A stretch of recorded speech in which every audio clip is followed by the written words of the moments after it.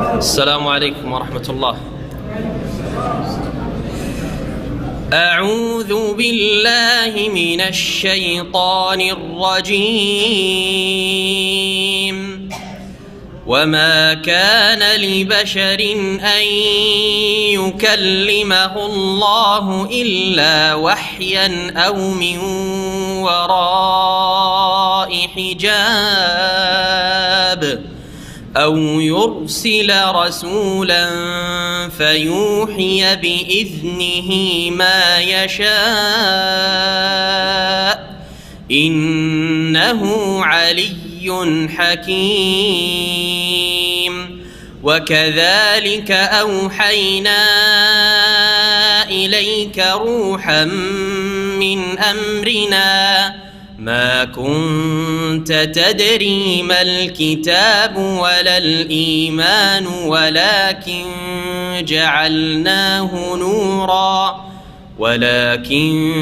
جعلناه نورا نهدي به من نشاء من عبادنا وإنك لتهدي إلى صراط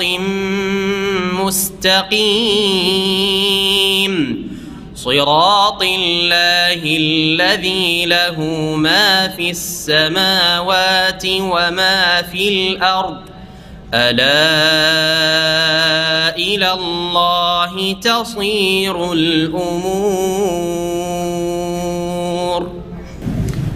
السلام عليكم ورحمة الله وبركاته. إن الحمد لله نحمده ونستعينه ونستغفره ونعوذ بالله من شرور أنفسنا ومن سيئات أعمالنا من يهده الله فلا مضل له ومن يضلل فلا هادي له وأشهد أن لا إله إلا الله وحده لا شريك له وأشهد أن محمدا عبده ورسوله صلى الله تعالى عليه وعلى آله وصحبه وسلم تسليما كثيرا. أما بعد فقد قال الإمام البخاري رحمه الله تعالى قال ابن شهاب وأخبرني أبو سلمة ابن عبد الرحمن أن جابر بن عبد الله الأنصاري قال وهو يحدث عن فترة الوحي فقال في حديثه بين أنا أمشي إذ سمعت صوتا من السماء فرفعت بصري فإذا الملك الذي جاءني بحراء جالس على كرسي بين السماء والأرض فرعبت منه فرجعت فقلت زملوني فأنزل الله عز وجل يا أيها المدثر قم فأنذر إلى قوله والرجز فاهجر فحمي الوحي وتواتر. মহান আল্লাহর সমস্ত প্রশংসা যে আল্লাহ রাব্বুল আলামিন ওহীর মাধ্যমে মানব জাতির অন্তরকে আলোকিত করেছেন, জীবনের সংশোধন করেছেন, সঠিক পথের দিক নির্দেশনা দিশা প্রদান করেছেন, জান্নাতের রাস্তা সুস্পষ্ট করেছেন, জাহান্নামের রাস্তা থেকে সতর্ক সাবধান করেছেন। ওহীর মাধ্যমে আল্লাহ রাব্বুল আলামিন আমাদের মতো মানুষদেরকে হেদায়েত নসিব করেছে, আলহামদুলিল্লাহ রাব্বিল আলামিন। ওহী ছাড়া কোনো মানুষ হেদায়েত পেতে পারে না। আম্বিয়া রাসূলগণ ওহী আসার আগে তারাও কিছু জানতেন না, যদিও সৃষ্টিগতভাবে চারিত্রিক ক্ষেত্রে তারা সবচেয়ে ভালো মানুষ হইতেন সমাজের, কিন্তু আল্লাহ রাব্বুল আলামিনের হেদায়েত বা রাহনুমাই দিক নির্দেশনা ছাড়া মানুষ যে কোনো স্তরের হোক না কেন সঠিক পথ খুঁজে নিতে পারে না।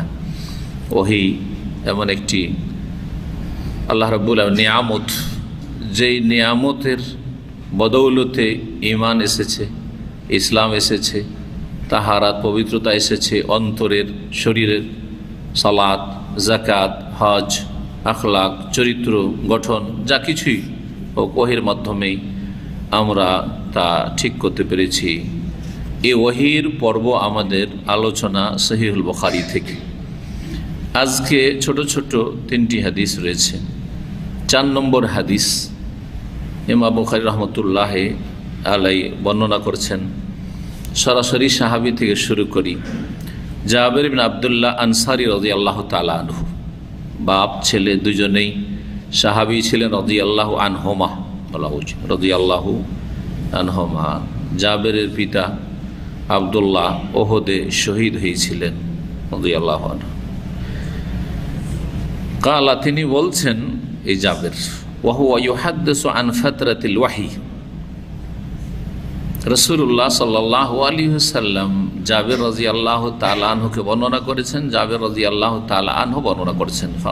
কালা, জাবের বলছেন, ওহীর যে বিরতি ছিল, ওহীর মাঝখানে একটা বিরতি ছিল। প্রথম ওহী নাজিলের পরে এটা সময় কি হয়েছিল? ওহী স্থগিত ছিল বা বিরতি ছিল মাঝখানে। এর আগে কিন্তু একদিন বলেছি যে এই বিরতির সময়টা কতটুকু ছিল, কিছু মনে আছে? কেউ বলেছেন? হ্যাঁ, 6 মাস। হ্যাঁ, কেউ বলেছেন? হ্যাঁ, একজন করে 40 দিন। মাশাআল্লাহ, মনে আছে। অল্প সময় যেটা 40 দিন, এইটারই সম্ভাবনা বেশি। যদিও কেউ বলেছেন যে 2.5 বছর যেরকম বলেছেন। তো বিভিন্ন মত থাকলেও অল্প সময় বিরতি থাকার কথা।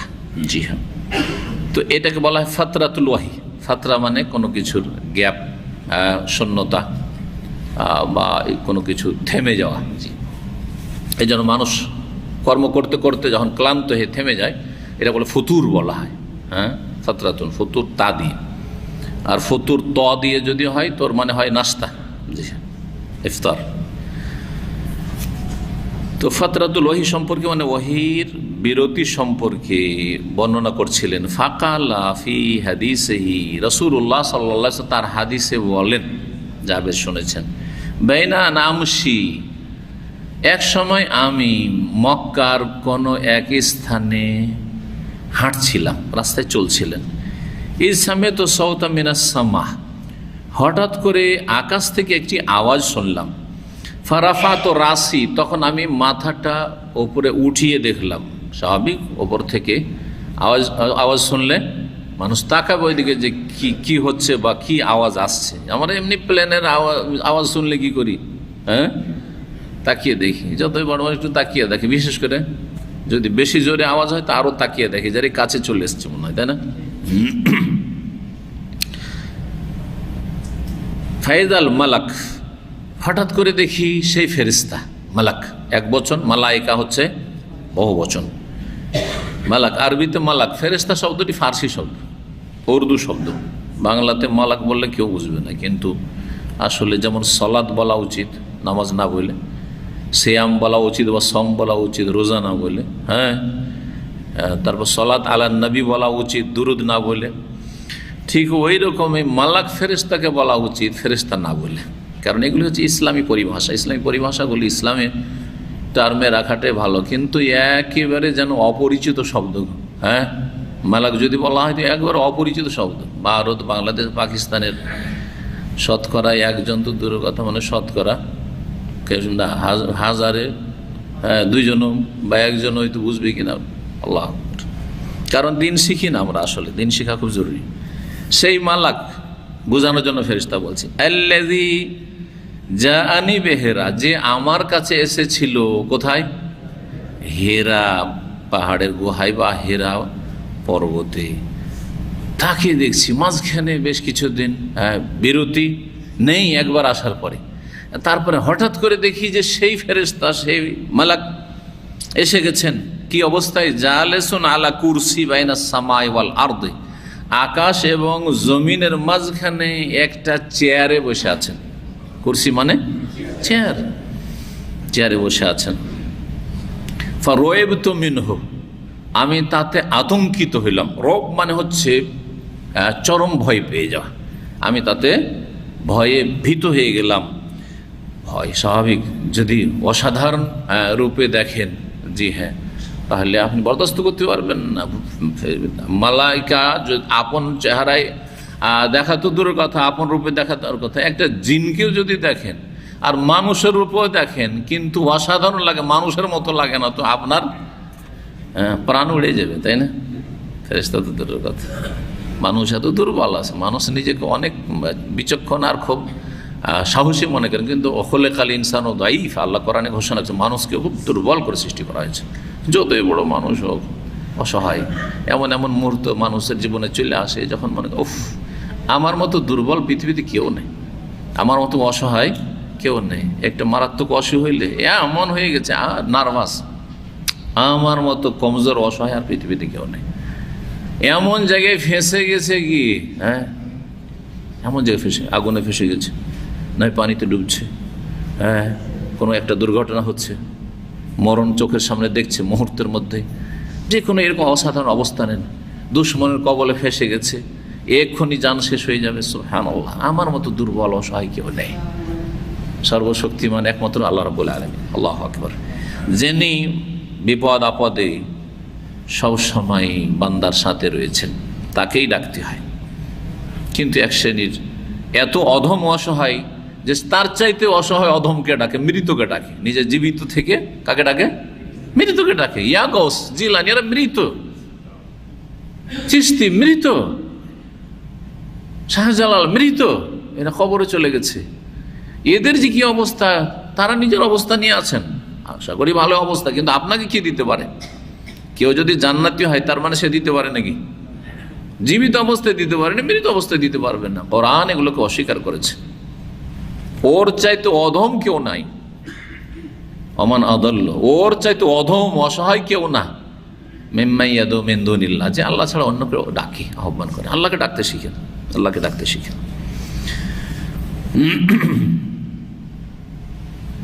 ভয় পেয়ে গিয়ে ফিরে আসলেন, বলছেন ফারাজাত, ফিরে আসলেন রাসূলুল্লাহ সাল্লাল্লাহু আলাইহি ওয়াসাল্লাম, ফিরে আসছেন ভয় ভীত হয়ে। মানুষ ভয় পেলে ঠান্ডা লাগে বেশি, কাঁপতে লাগে, থরথর করে কাঁপতে লাগে, ঘামও ছুটে, আবার ভিতরে কম্পনও থাকে, হাত পা ধরে রাখতে পারছেন না, দাঁড়াইতে পারছেন না, আপনি এই অবস্থা হয়ে যায়, অচল হয়ে যায়। লাঠি হাতে থাকলে অজান্তে লাঠি পড়ে যাবে, অস্ত্র হাতে আছে, কিন্তু যদি আপনি বেশি ভয় পেয়ে যান, হাত থেকে ছুটে পড়ে যাবে, দৌড়তে পারবেন না, মারতে পারবেন না। জি হ্যাঁ। ফাকুলতু, এসে পরিবারকে বললেন, খাদিজা রাদিয়াল্লাহু আনহাকে, যদি এখানে স্পষ্ট নেই, জাম্মিলুনি জাম্মিলুনি, আমাকে কম্বল পরিয়ে দাও, কম্বল পরিয়ে দাও, কম্বল জড়িয়ে দাও, বা চাদর জড়িয়ে দাও। দেশার অন্য রিবায়াতে রয়েছে দাসসিরুনি দাসসিরুনি, আমাকে চাদর জড়িয়ে দাও, চাদর জড়িয়ে দাও, চাদর দিয়ে জড়িয়ে দাও, বা কম্বল দিয়ে আমাকে ঢেকে দাও। এই জাম্মেলুনি থেকে সূরাতুল মুজাম্মিল, ইয়া আইয়ুহাল মুজাম্মিল শব্দ এসেছে, ইয়া আইয়ুহাল মুজাম্মিল। আর দাসসিরুনি থেকে সূরাতুল মুদ্দাসসির, ইয়া আইয়ুহাল মুদ্দাসসির কুম ফাআনযির। দ্বিতীয় পর্বে যে আয়াতগুলি নাজেল হয়, সেটা প্রমাণ করে যে শব্দটি ছিল দাসসিরুনি দাসসিরুনি। যদিও রাসূলুল্লাহ সাল্লাল্লাহু আলাইহি ওয়াসাল্লাম হয়তো এই শব্দও বলেছেন, আবার একাধিক শব্দ দুটোই বলতে পারেন। জি হ্যাঁ, অনেক সময় বর্ণনাকারী ঠিক ওই শব্দটি হয়তো উল্লেখ করেন, রেওয়ায়েত বিল মানা করেছে। হাদিসের একটি বুঝার বিষয় হচ্ছে রেওয়ায়েত বিল মানা। রাসূলুল্লাহ সাল্লাল্লাহু আলাইহি ওয়াসাল্লাম যেই শব্দটি বলেছেন হুবহু ওই শব্দটি বর্ণনা করে থাকে কখনো কখনো বর্ণনাকারী, কখনো কখনো ভাবটা মনে আছে, বিষয়বস্তুটা, টপিকসটা মনে আছে যে এইভাবে রাসূলুল্লাহ বলেছেন, কিন্তু শব্দটা কি বলেছেন মনে নেই হয়তো। তখন এই ক্ষেত্রে মুহাদ্দিসিনে কেরাম বৈধ করেছেন যে অর্থ যদি পাল্টিয়ে না যায়, তাহলে রিওয়ায়াত বিল মানা অর্থটা প্রকাশ করতে পারেন।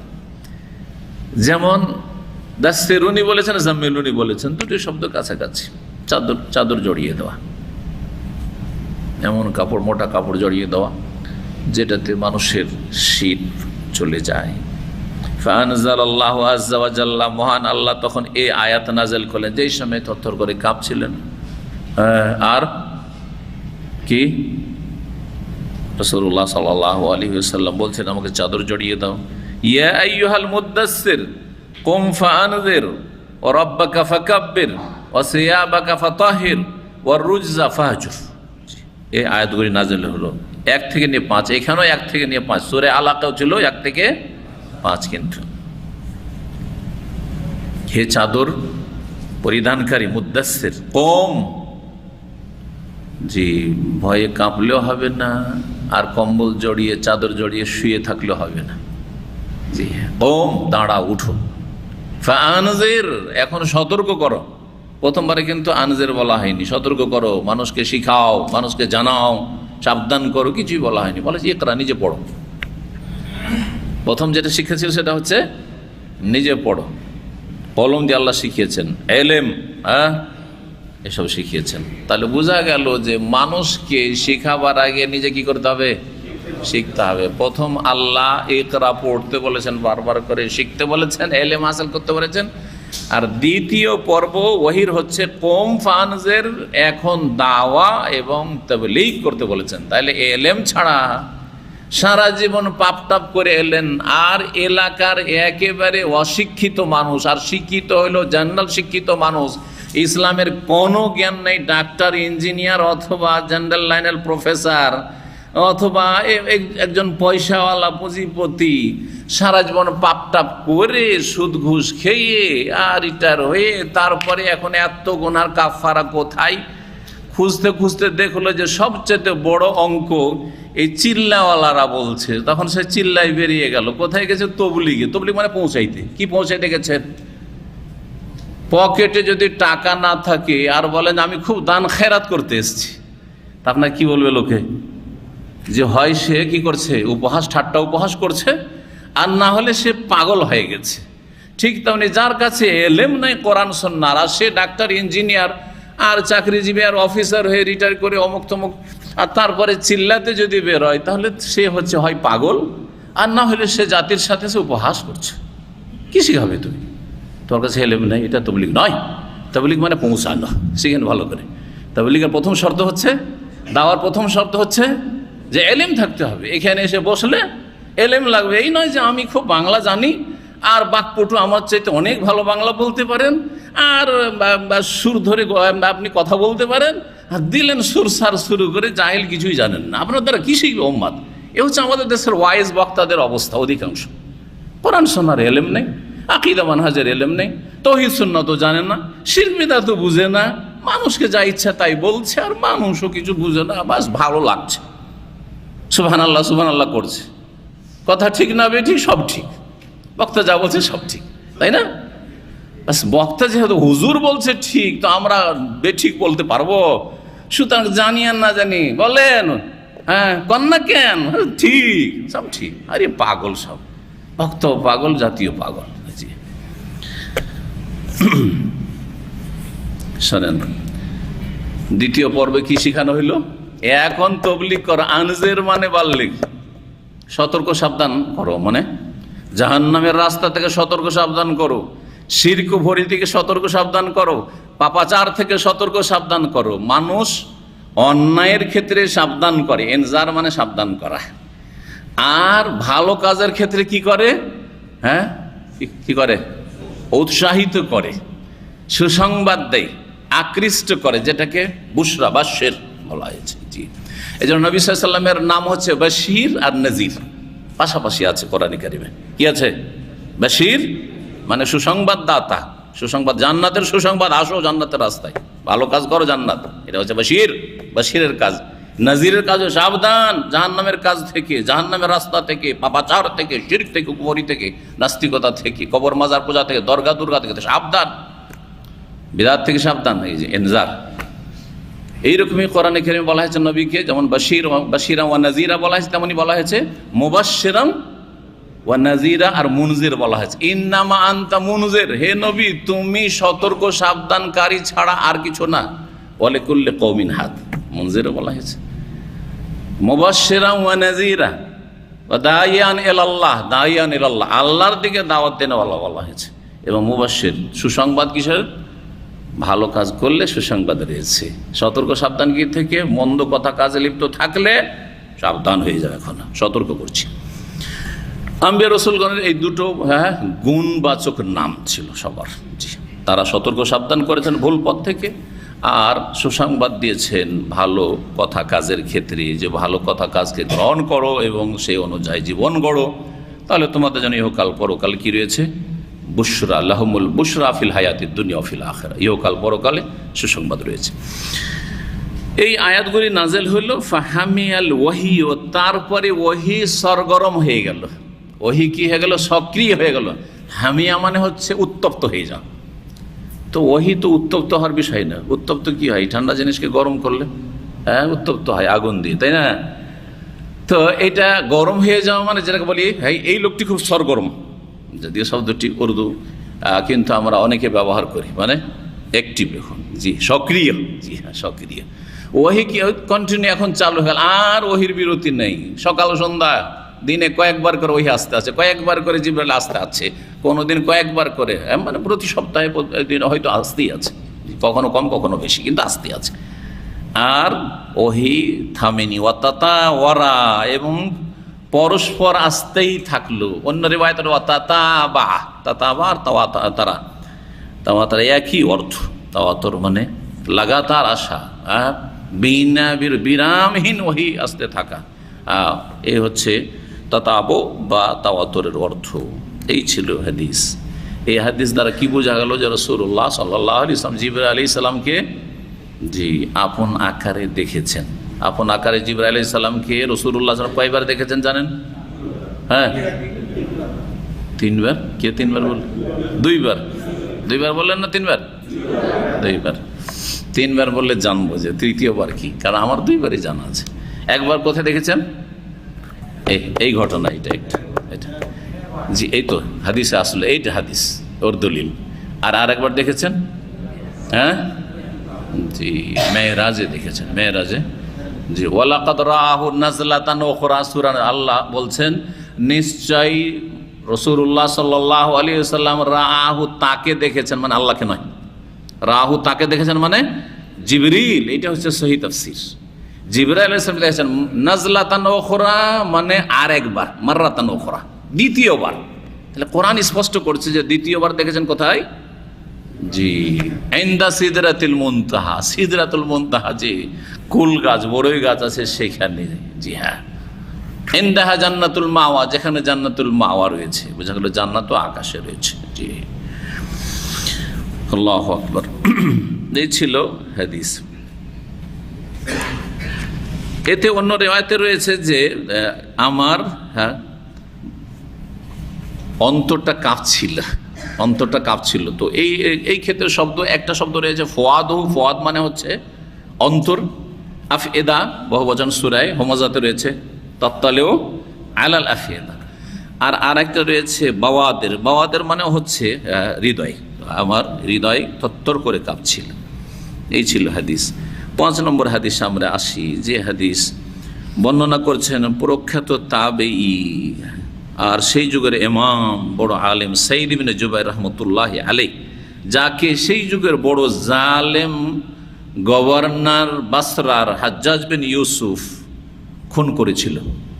বহু মানুষকে খুন করেছিল, তার মধ্যে বড় বড় আলেম আইম্মাদেরকে, তাবেঈনদেরকে, সাহাবীদেরকে ছাড়েনি। সুবহানাল্লাহ। জালেম, যে জালেম সম্পর্কে রাসূলুল্লাহ ভবিষ্যৎবাণী করেছেন যে সাকিফ বংশে, তায়েফের একটা বড় বংশ ছিল সাকিফ, যারা হুনাইনের যুদ্ধে রাসূলুল্লাহর বিরুদ্ধে লড়াই করেছিল, ওই বংশ থেকে এই সাকিফ গোত্র যেটা, এই বংশ থেকে হাজ্জাজ বিন ইউসুফ সাকাফি বড় জালেম, কুখ্যাত। ইসলামের ইতিহাসে ওর মতো জালেম পয়দা হয়নি 1400 বছরে।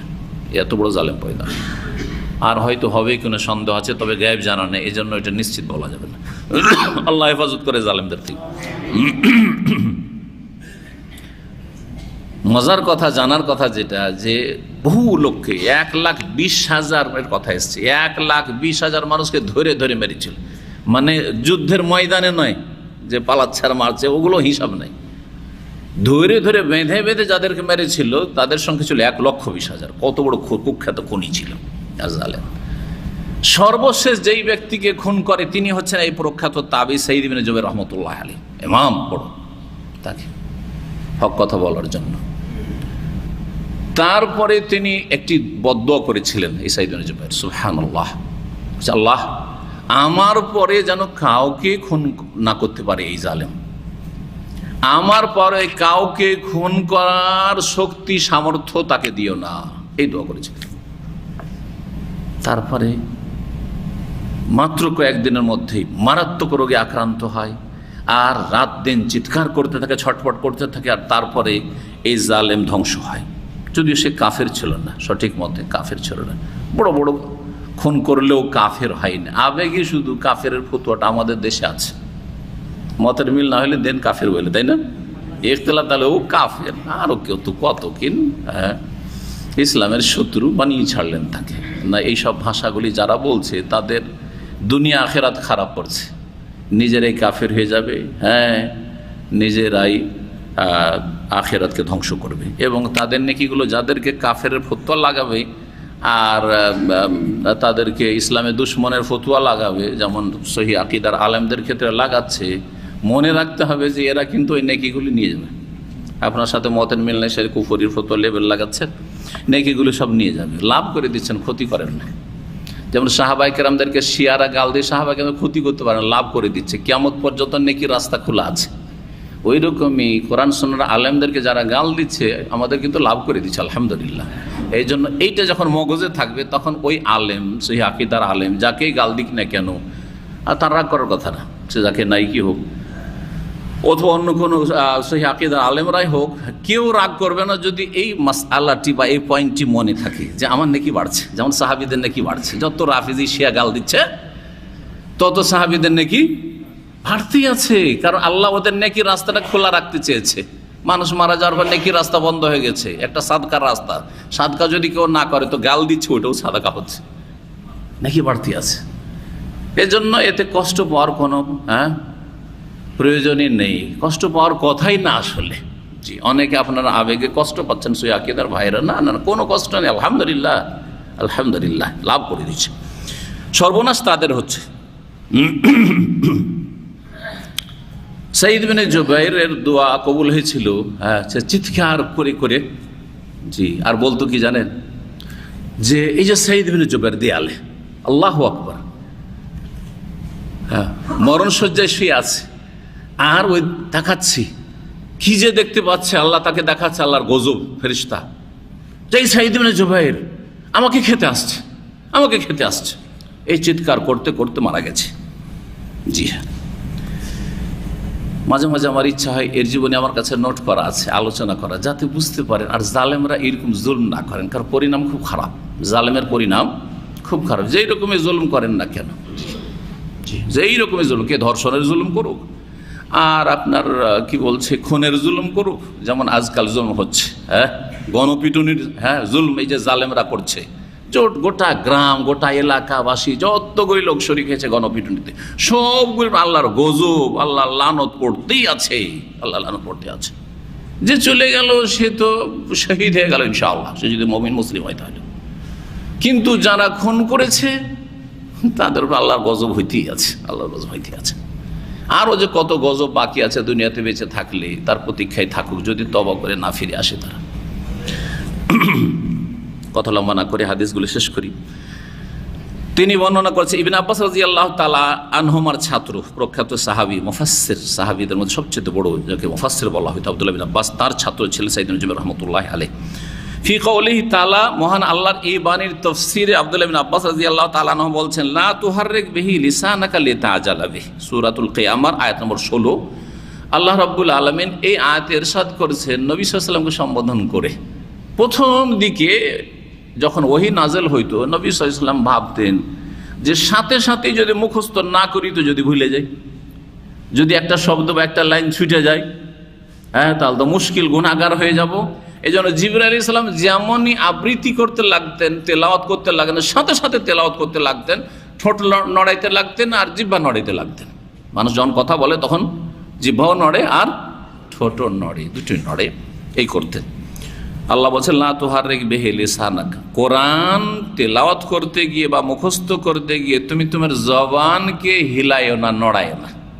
লিতাআজালা বিহি, তাড়াহুড়া করার উদ্দেশ্যে, তাড়াহুড়া করে মুখস্থ করার উদ্দেশ্যে। কাকে বলছেন? আল্লাহ নবী করিম সাল্লাল্লাহু আলাইহি ওয়াসাল্লামকে বলছেন।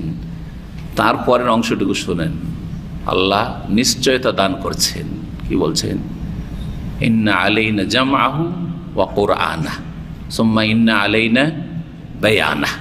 আল্লাহ বলছেন নিশ্চয়ই আমার দায়িত্ব হচ্ছে জামআহু, কোরআনকে একত্রিত করা। কোরআনকে কি করা? সবগুলিকে একত্রিত করা, মানে একটিও ছুটে যাবে না, একটা শব্দও ছুটে যাবে না। জমা করা, একত্রিত করা, সংকলন করা আমার কাজ, আল্লাহ দায়িত্ব নিয়েছেন। আলাইনা জামা ওয়া কোরআনা, এমনকি পড়িয়ে দেওয়া আর কেরাত মুখস্থ করা আর শুদ্ধ পড়া করা আর বহু হাফেজের সিনাতে তার হেফাজত করা, সেটাও আমার দায়িত্ব। শুধু শব্দের হেফাজত না, তার অর্থের হেফাজত করা, যাতে অপব্যাখ্যাকারী বেদাতপন্থীরা ভুল ব্যাখ্যা করে মানুষকে গোমরাহ না করতে পারে কোরআন দিয়ে, সেটাও এর অন্তর্ভুক্ত। জি হ্যাঁ, সেটাও আল্লাহর দায়িত্ব। এই জন্য যুগে যুগে কোরআন সুন্নাহর আলেম পয়দা হতেই থাকবে, দায়ী ইলাল্লাহ পয়দা হতেই থাকবে, মুজাদ্দিদ সংস্কারক প্রত্যেক শতাব্দীতে হতেই থাকবে। যেমন রাসূলুল্লাহ সাল্লাল্লাহু আলাইহি ওয়াসাল্লাম সহিহ বুখারী হাদিসে আছে, যেসব ধর্মের নামে কুসংস্কার থাকবে সেগুলিকে মানুষ আসলে তুলে ধরবে, যে দেখো এগুলো ভেজাল, কিন্তু এগুলো ভেজাল। যেমন ভেজাল খাদ্যকে চিহ্নিত করা হয়, ভেজাল ধর্ম, ভেজাল যুক্ত ধর্ম, এটা ইসলাম নয়। ইন্না আলাইনা জামআহু ওয়া কুরআন, দুটো কথা বললেন, জমা এবং পড়া।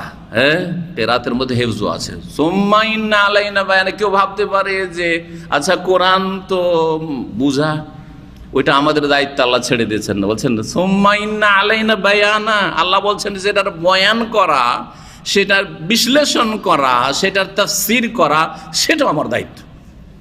সেটা হচ্ছে আমার দায়িত্ব। অর্থাৎ এমন কোনো আয়াত নেই যে আয়াতের তাফসীর রাসূলুল্লাহ সাল্লাল্লাহু আলাইহি ওয়াসাল্লাম কথার দ্বারা বা কাজের দ্বারা করেননি। দ্বিতীয় ওহী হচ্ছে হাদিস। ওহী কিন্তু দুই রকম, ওহী হচ্ছে দুই রকম। এক ওহী হচ্ছে কি কোরআনুল কারীম, শব্দ অর্থ দুটো আল্লাহর পক্ষ থেকে। আর এক ওহী, ওহী মতলু ছাড়া, এটা ওহী মতলু বলা হয়, যেটা তেলাওয়াতকৃত। দ্বিতীয় ওহী হচ্ছে গায়র মতলু, মানে হাদিস। হাদিস দিয়ে আয়াতের ব্যাখ্যা করা হয়েছে, সেটা বাচনিক হাদিস হোক, নবী সাল্লাল্লাহু আলাইহি ওয়াসাল্লামের কথা, অথবা কাজের দ্বারা হোক, প্র্যাকটিক্যাল করে। এই আয়াতের তাফসীর করতে গিয়ে বলছেন ইবনে আব্বাস রাদিয়াল্লাহু তাআলা আনহু, কানা রাসূলুল্লাহ সাল্লাল্লাহু আলাইহি ওয়াসাল্লাম ইউআলিজু মিনাত তানজিল আশ-শিদ্দাহ, রাসূলুল্লাহ সাল্লাল্লাহু আলাইহি ওয়াসাল্লাম কোরআন অবতরণের সময় কষ্ট পেতেন। কোরআন যখন অবতীর্ণ হইতো তখন রাসূলুল্লাহ সাল্লাল্লাহু আলাইহি ওয়াসাল্লামের কি হইতো? কষ্ট হইতো। কোরআন বহন করা অত সহজ নয়, আপনারা যত সহজ মনে করছেন। কোরআন হাফেজ হয়ে গেলে অহংকারের শেষ নেই, কোরআনের কারি হয়ে গেলে আরে দেশের বিখ্যাত কারি, এক নম্বর কারি, অনেক কিছু। না না না না না, এর বহনের অনেক দায়িত্ব আছে। জি, আর এই যে বোঝা, কোরআন যে একটা বোঝা, বিভিন্ন দিক থেকে নাজিল হওয়ার সময় থেকে শুরু করে সেটা তিলাওয়াত, সেটা মুখস্থ করা, সেটা শুদ্ধ পড়া, সেটার অর্থ বোঝা এবং সেটার প্রতি আমল করা, সেটার সহি দাওয়াত দেওয়া, এতগুলি বোঝা বহন, আরও কিছু। এত সহজ নয় কোরআন। এই জন্য কোরআন কারীমকে আল্লাহর সূরাতুল মুজাম্মিল বলেছেন, কি বলেছে? ইন্না ইন্না কাওলান সাকিলার আয়াতটি পড়েন কি হাফেজরা? ইন্না নাহনু নাযালনাল কোরআনা তানজিলা। আর এক আয়াতে ইন্না সানুলকি আলাইকা কাওলান সাকিলা। হাফেজরাকে কোরআন পড়তে বলি তো পরের দিকটা পড়তে পারবে, হ্যাঁ, যেটা বাটিতে, কিন্তু যেটা উজানে আছে সেটা পড়তে পারে না। সমস্যা এটা, বুঝেন না? যেমন আপনার নদীর ভাটা তো বুঝেন না, যেদিকে স্রোত যাচ্ছে ওই দিকে সাঁতার দেওয়া তো খুব সহজ, কিন্তু উজানের দিকে সাঁতার দিয়ে যাওয়া খুব কঠিন। ঠিক তেমনই হয়তো আমার যে অংশটুকু মুখস্থ এখন চলে আসছে হঠাৎ করে, সেটা হচ্ছে এই দিকটা। আগের দিক থেকে শুরু করেন, একটু উজানের দিক থেকে শুরু করেন। এই যে ইন্না সানুলকি আলাইকা কাওলান সাকিলা, কাওলান সাকিলা মনে আসছে, কিন্তু এটা জিজ্ঞেস করছি, হাফেজরা চিন্তা করছেন আরে কি রে কি রে কি রে, তাই না? আল্লাহ বলছে ইন্না সানুলকি আলাইকা, হে নবী শীঘ্রই আমি, বা নিশ্চয় আমি, সিন মানে নিশ্চয় হয়, শীঘ্রই হয়, নিশ্চয় আমি তোমার ওপর নিক্ষেপ করব, ওহী করব, কাওলান সাকিলা, খুব ভারী কথা, খুব ভারী বাণী, কাওলান সাকিলা। তো কোরআন কারীম খুব ভারী। এই যে ভারী নাজিল হওয়ার সময় এর ধরনটা যে কি হইতো, কি যে হইতো, যে রাসূলুল্লাহ সাল্লাল্লাহু আলাইহি ওয়াসাল্লামের জন্য খুব কষ্টকর ছিল এটা।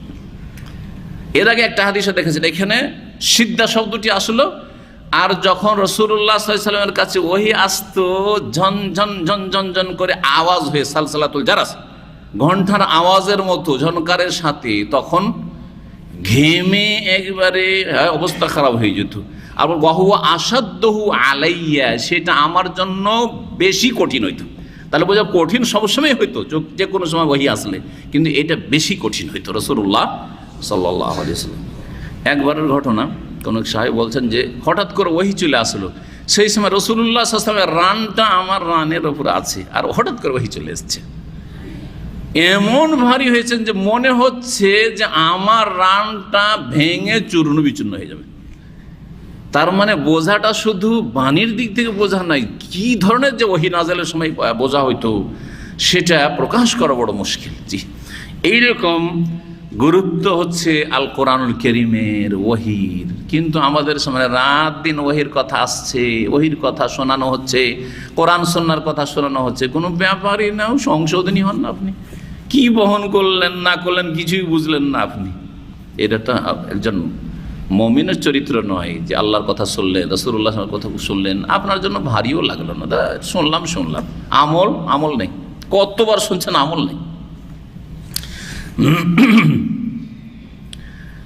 রাসূলুল্লাহ সাল্লাল্লাহু আলাইহি ওয়াসাল্লাম কি করতেন যখন ওহী নাযিল হইতো? ওয়াকানা মিম্মা ইউহাররিকু শাফাতাইহি। রাসূলুল্লাহ সাল্লাল্লাহু আলাইহি ওয়াসাল্লামের একটা অবস্থা এই হতো যে যখন ওহী নাযিল হওয়া শুরু হইতো তখন তিনি দুই ঠোঁট হিলাতে শুরু করতেন। শাফাতুন মানে ঠোঁট হিলাতে শুরু করতেন।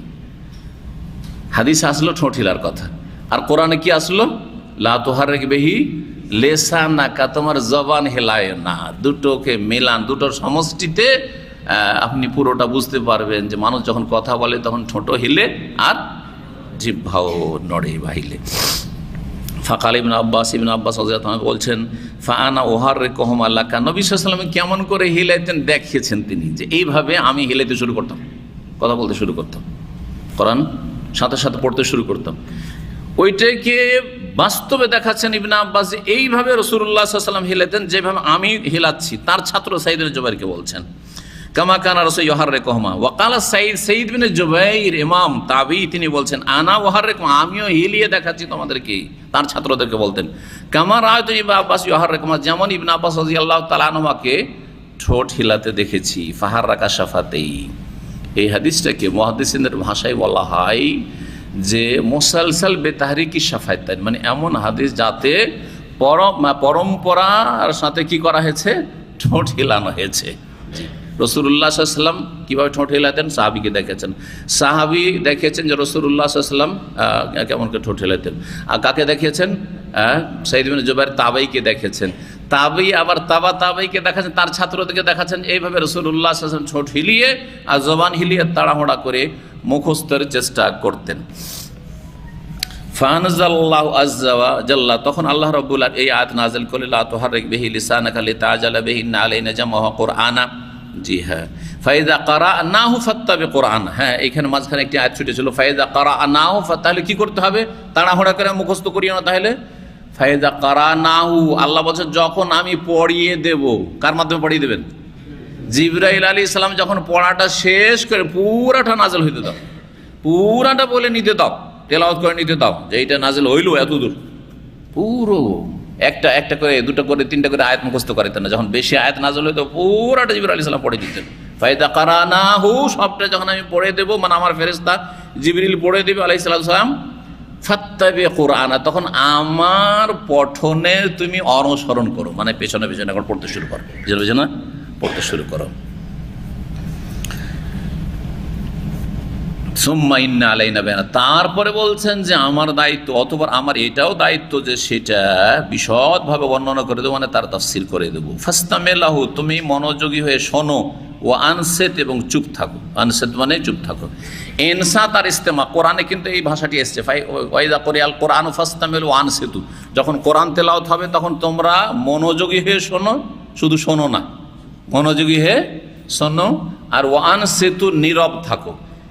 ইস্তেমা কি আর এনসাত কি, আরবি ভাষা শিখায় আপনাদেরকে, কারণ অনেকে এখানে সবাই শুনছেন, তো আমার একটা উদাহরণ দিলাম আপনাদের, এরকম যে কোনো মাহফিলে শুনছেন, বাপ মা কোনো কথা বলছে, একটা মিটিং চলছে পারিবারিক, শুনছেন, কিন্তু একটা হচ্ছে সেমা মানে শুধু শোনা, আর একটা হচ্ছে ইস্তেমা মানে মনোযোগী হয়ে শোনা, আর একটা হচ্ছে ইস্তেমা মাল এনসাত, এনসাতের সাথে শোনা। এনসাত কোনটা? তাহলে বলছেন যে কান লাগিয়ে শোনা, এটা হচ্ছে মানে মনোযোগী হয়ে, কি বলছে কর্ণপাত করে শুনছেন, কর্ণপাত করে ভালো করে শুনছেন আপনি, এটা হচ্ছে ইস্তেমা, শুধু সেমা না। আর শুনছেন এই যে বিভিন্ন হইচই আওয়াজ আসছে, সব শুনছি তো, আপনারা আমার আলোচনার আগে সব যে কথা বলছেন সেই কথাগুলি সবগুলির সমষ্টিতে একটা খিচুড়ি তৈরি হচ্ছে, কিন্তু বুঝতে পারেন না, মাছের হাটে, গরুর হাটে, যে কোনো হাটে যেখানে ভিড় ভাড় থাকে, শিখতে চলে যান, হই হই হই হই একটা আওয়াজ শুনছেন, আওয়াজও শুনছেন কিন্তু কি শুনছেন কিছু তো বুঝেন না, তাই না? ওটা হচ্ছে শুধু শোনা। তো এইরকমই কানে একটা আওয়াজ আসলো, এদিক সেদিক থেকে আওয়াজ আসছে, শুনছেন, কিছু বুঝলেন কিছু বুঝলেন না, কারো কথা বুঝলেন কারো কথা বুঝলেন, এটা শোনা। কিন্তু ইস্তেমা কান লাগিয়ে শোনা, এটা হচ্ছে ইস্তেমা। অনেক সময় কান লাগিয়ে শুনছেন কিন্তু চোখ অন্যদিকে আছে, তাহলে এনসাত নেই। এনসাত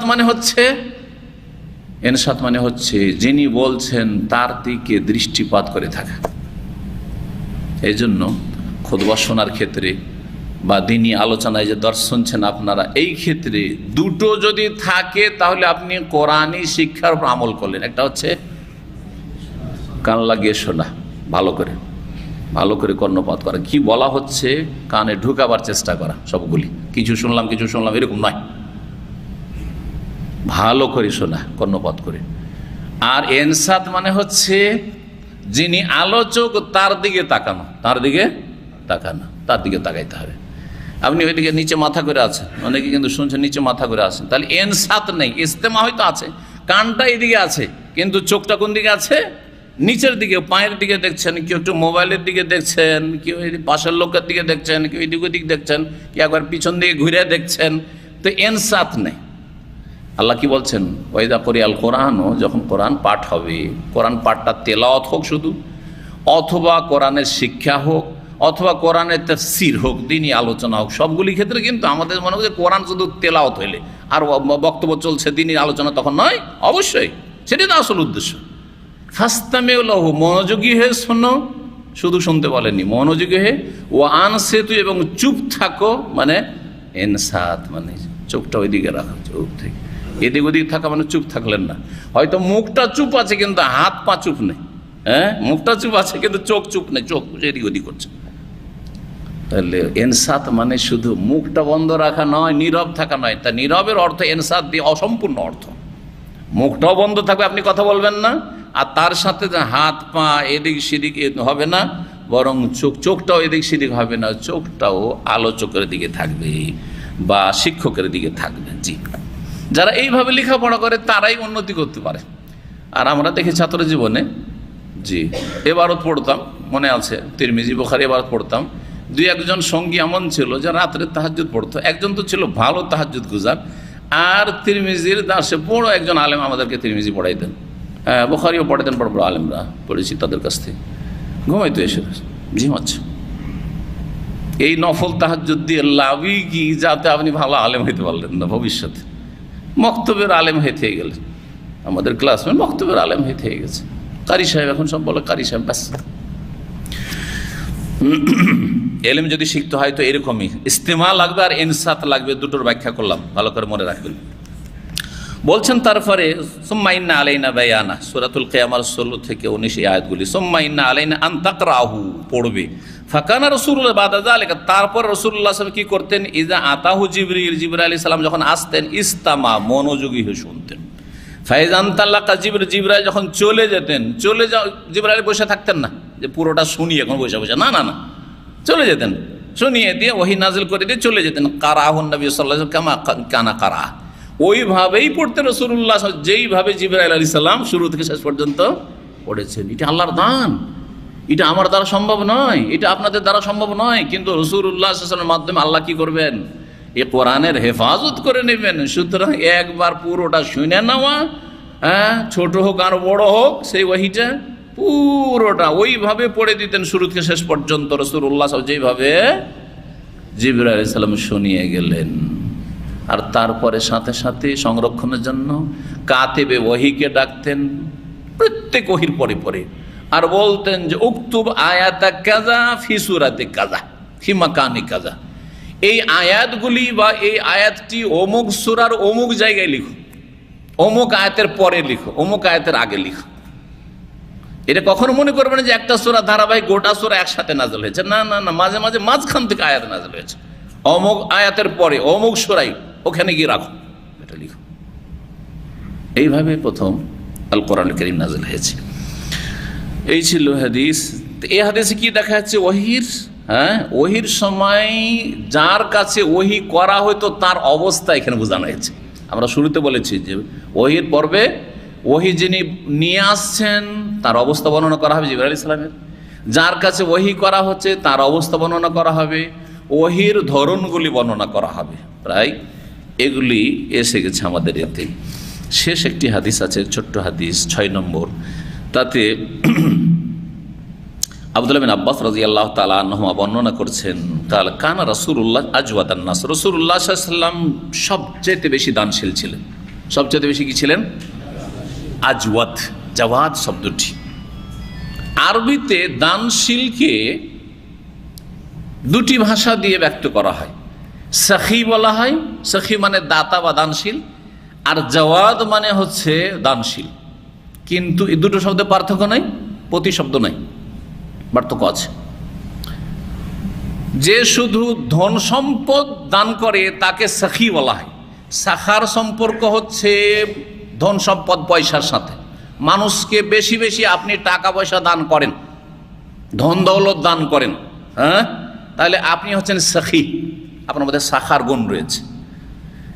আর জাওয়াদ শব্দটি ব্যাপক, সেটা হচ্ছে ধন সম্পদ দান করলেও জাওয়াদ বলা হয় বা জুদ বলা হয় এই কাজটিকে, আর ওই ব্যক্তিকে জাওয়াদ বলা হয়। ইন্নাহু জাওয়াদুন করিম, আল্লাহর সম্পর্কে খতিবরা জুমা ঈদে কি পড়ে? ইন্নাহু জাওয়াদুন করিম, জাওয়াদ। আর ধন সম্পদ ছাড়া অনেক কিছু দান করা যায়, অনেকে দান করে আপনাকে, কিন্তু ধন সম্পদ কোনো দান করেনি, কিন্তু ধন সম্পদ চাইতে অনেক মূল্যবান বস্তু আপনাকে দান করেছে, সেই ব্যক্তি জাওয়াদ, সাখী নয়, কিন্তু সেই ব্যক্তি হচ্ছে জাওয়াদ। সবচেয়ে ভালো জিনিস যা দান করা সেটা হচ্ছে এলেম দান করা। আমাদের ওস্তাদরা আমাদেরকে এলেম দান করেছে, তারপরে এতদূর আমরা এগিয়ে এসেছি। সে যেখানে হোক না কেন, কায়দা বাগদাদি থেকে শুরু করি, আর ক খা ওয়া আ থেকে শুরু করে ABCD থেকে শুরু করে দিন শিখাক আর দুনিয়া শিখাক। দিন শিখালে সবচেয়ে ফজিলত বেশি, দুনিয়া শিখারও ফজিলত আছে, কিন্তু দিনের শিক্ষকের ফজিলতের কাছে তারা কোনোদিন যেতে পারবে না, কারণ আল্লাহর কথা রাসূলের কথা শেখাচ্ছে, তাতে দুনিয়া এবং আখিরাত দুটোইকে সুন্দর করার চেষ্টা করেছে তারা। ওখান থেকে শুরু করি একবার শেষ পর্যন্ত মদিনা ইউনিভার্সিটি পর্যন্ত যতইগুলো ওস্তাদ রয়েছেন, সেই 1 ঘন্টারও যদি ওস্তাদ থেকে থাকে, একটা পয়েন্ট তার কাছ থেকে শিখতে পেরেছি, সে অনেক ধন সম্পদ দান করার চাইতে বেশি আমাকে দান করেছে। সুতরাং তিনি হচ্ছেন জাওয়াদ, তিনি হচ্ছেন জাওয়াদ, জি, দানশীল, তিনি হচ্ছেন দানশীল। অনেকে আপনাকে সময় দিয়েছে, টাকা দিয়ে কিছুই হইতো না, টাকা আছে কিন্তু সময় না দিলে, সৎ পরামর্শ না দিলে, আপনাকে একটু গাইড না করলে আপনি এগোতে পারতেন না। আপনার এক ভাইয়ের সৎ পরামর্শে অনেক এগিয়ে গেছেন আপনি, বা আপনি ক্ষয়ক্ষতি থেকে বেঁচে গেছেন, এরা হচ্ছে দানশীল। তো রাসূলুল্লাহ সাল্লাল্লাহু আলাইহি ওয়াসাল্লাম, হ্যাঁ, আজওয়াদ ইসিম তাফজিলের সবচেয়ে সর্বাধিক কি ছিলেন? দানশীল ছিলেন বা দাতা ছিলেন। আর সবচেয়ে বড় দাতা রাসূলুল্লাহ কিসের? আরে ওয়াহির এলেমের দাতা। নবী সাল্লাল্লাহু আলাইহি ওয়াসাল্লাম সমস্ত মানবতাকে এলেম শিখাতে এসেছেন, মুআল্লিমুন নাসুল খাইর, সমস্ত মানুষকে এলেম শিখাতে এসেছেন। আপনারা মোবাইলগুলো বন্ধ করেন, জি হ্যাঁ, নতুন ভাইরা হয়তো এই কাজ করছেন, আল্লাহ হেদায়েত করে। এখানে এসছেন, এটাও কিন্তু এখন আলোচনা করে লাভই কি হলো? শুনবেন আর নীরব থাকবেন, মানে কি আপনার মোবাইলটা এরকম করবে, আপনি নীরব, কিন্তু আপনার মোবাইল রিং করছে, তা আপনি ভালো মানুষ না? মোটি ভালো মানুষ না, জি, ভালো মানুষ হওয়ার চেষ্টা করেন। ওয়াকান আজওয়াদা মা ইয়াকুনু ফি রমাদান, আর বিশেষ করে রমজানে সবচেয়ে বেশি দানশীল হয়ে যেতেন রমজানে। সুবহানাল্লাহ। তাহলে বোঝা গেল যে সময় যদি ভালো হয়, ভালো সময়ে আপনি আরো বেশি ভালো হওয়ার চেষ্টা করবেন, এইরকম ভালো স্থানে বেশি ভালো হওয়ার চেষ্টা করবেন। ইসলামিক সেন্টার আছেন, এখানে একটু ভালো হওয়ার চেষ্টা করবেন, রাস্তাঘাটে রিং বাজুক, অসুবিধা নেই। মসজিদে সবচেয়ে ভালো জায়গা, মসজিদে বেশি ভালো হওয়ার চেষ্টা করবেন। মক্কাতুল মুকাররম মদিনা মুনাওয়ারা গিয়ে আরো ভালো হওয়ার চেষ্টা করবেন, জি, যত ভালো জায়গা ভালো সময় তত ভালো হওয়ার চেষ্টা করবে। এটি হচ্ছে সুন্নাহ রাসূলুল্লাহ সাল্লাল্লাহু আলাইহি ওয়াসাল্লাম আদর্শ। রমজানে সবচেয়ে বেশি দানশীল হয়ে যেতেন হিনা ইয়ালকাহু জিবরিল, যখন জিবরাইল আলাইহিস সালাম তার সাথে সাক্ষাৎ করতেন। এর থেকে আর একটা পয়েন্ট বোঝা গেল, সাথে সাথে মাসালাগুলি বলে দিই, যে ফায়দাগুলি এই হাদিস থেকে, যে ভালো মানুষের সাথে দেখা হলে আপনি আরো বেশি ভালো হওয়ার চেষ্টা করবেন। ভালো তো এমনি ভালো আছেন, কিন্তু ভালো মানুষের সাথে দেখা সাক্ষাৎ বা ভালো ব্যক্তির কাছ থেকে কিছু শেখার সুযোগ পেয়েছেন, বসার সুযোগ পেয়েছেন, তখন সেখানে আরো ভালো হওয়ার চেষ্টা করবেন, আরো ভালো হওয়ার চেষ্টা করবেন। এই কথা বলবেন না যে আমি সবসময় পাপ করছি, তো আর এই ভালো মানুষের সামনে কেন অত ভালো হব, এখানেও সিগারেট ধরিয়ে দিই, রাস্তাঘাটে সিগারেট খাচ্ছেন, আর এসে একটা ভালো মানুষ নেক মানুষের সামনে, ওর সামনে শুরু করে দিলেন আপনি। না না, বেয়াদবি।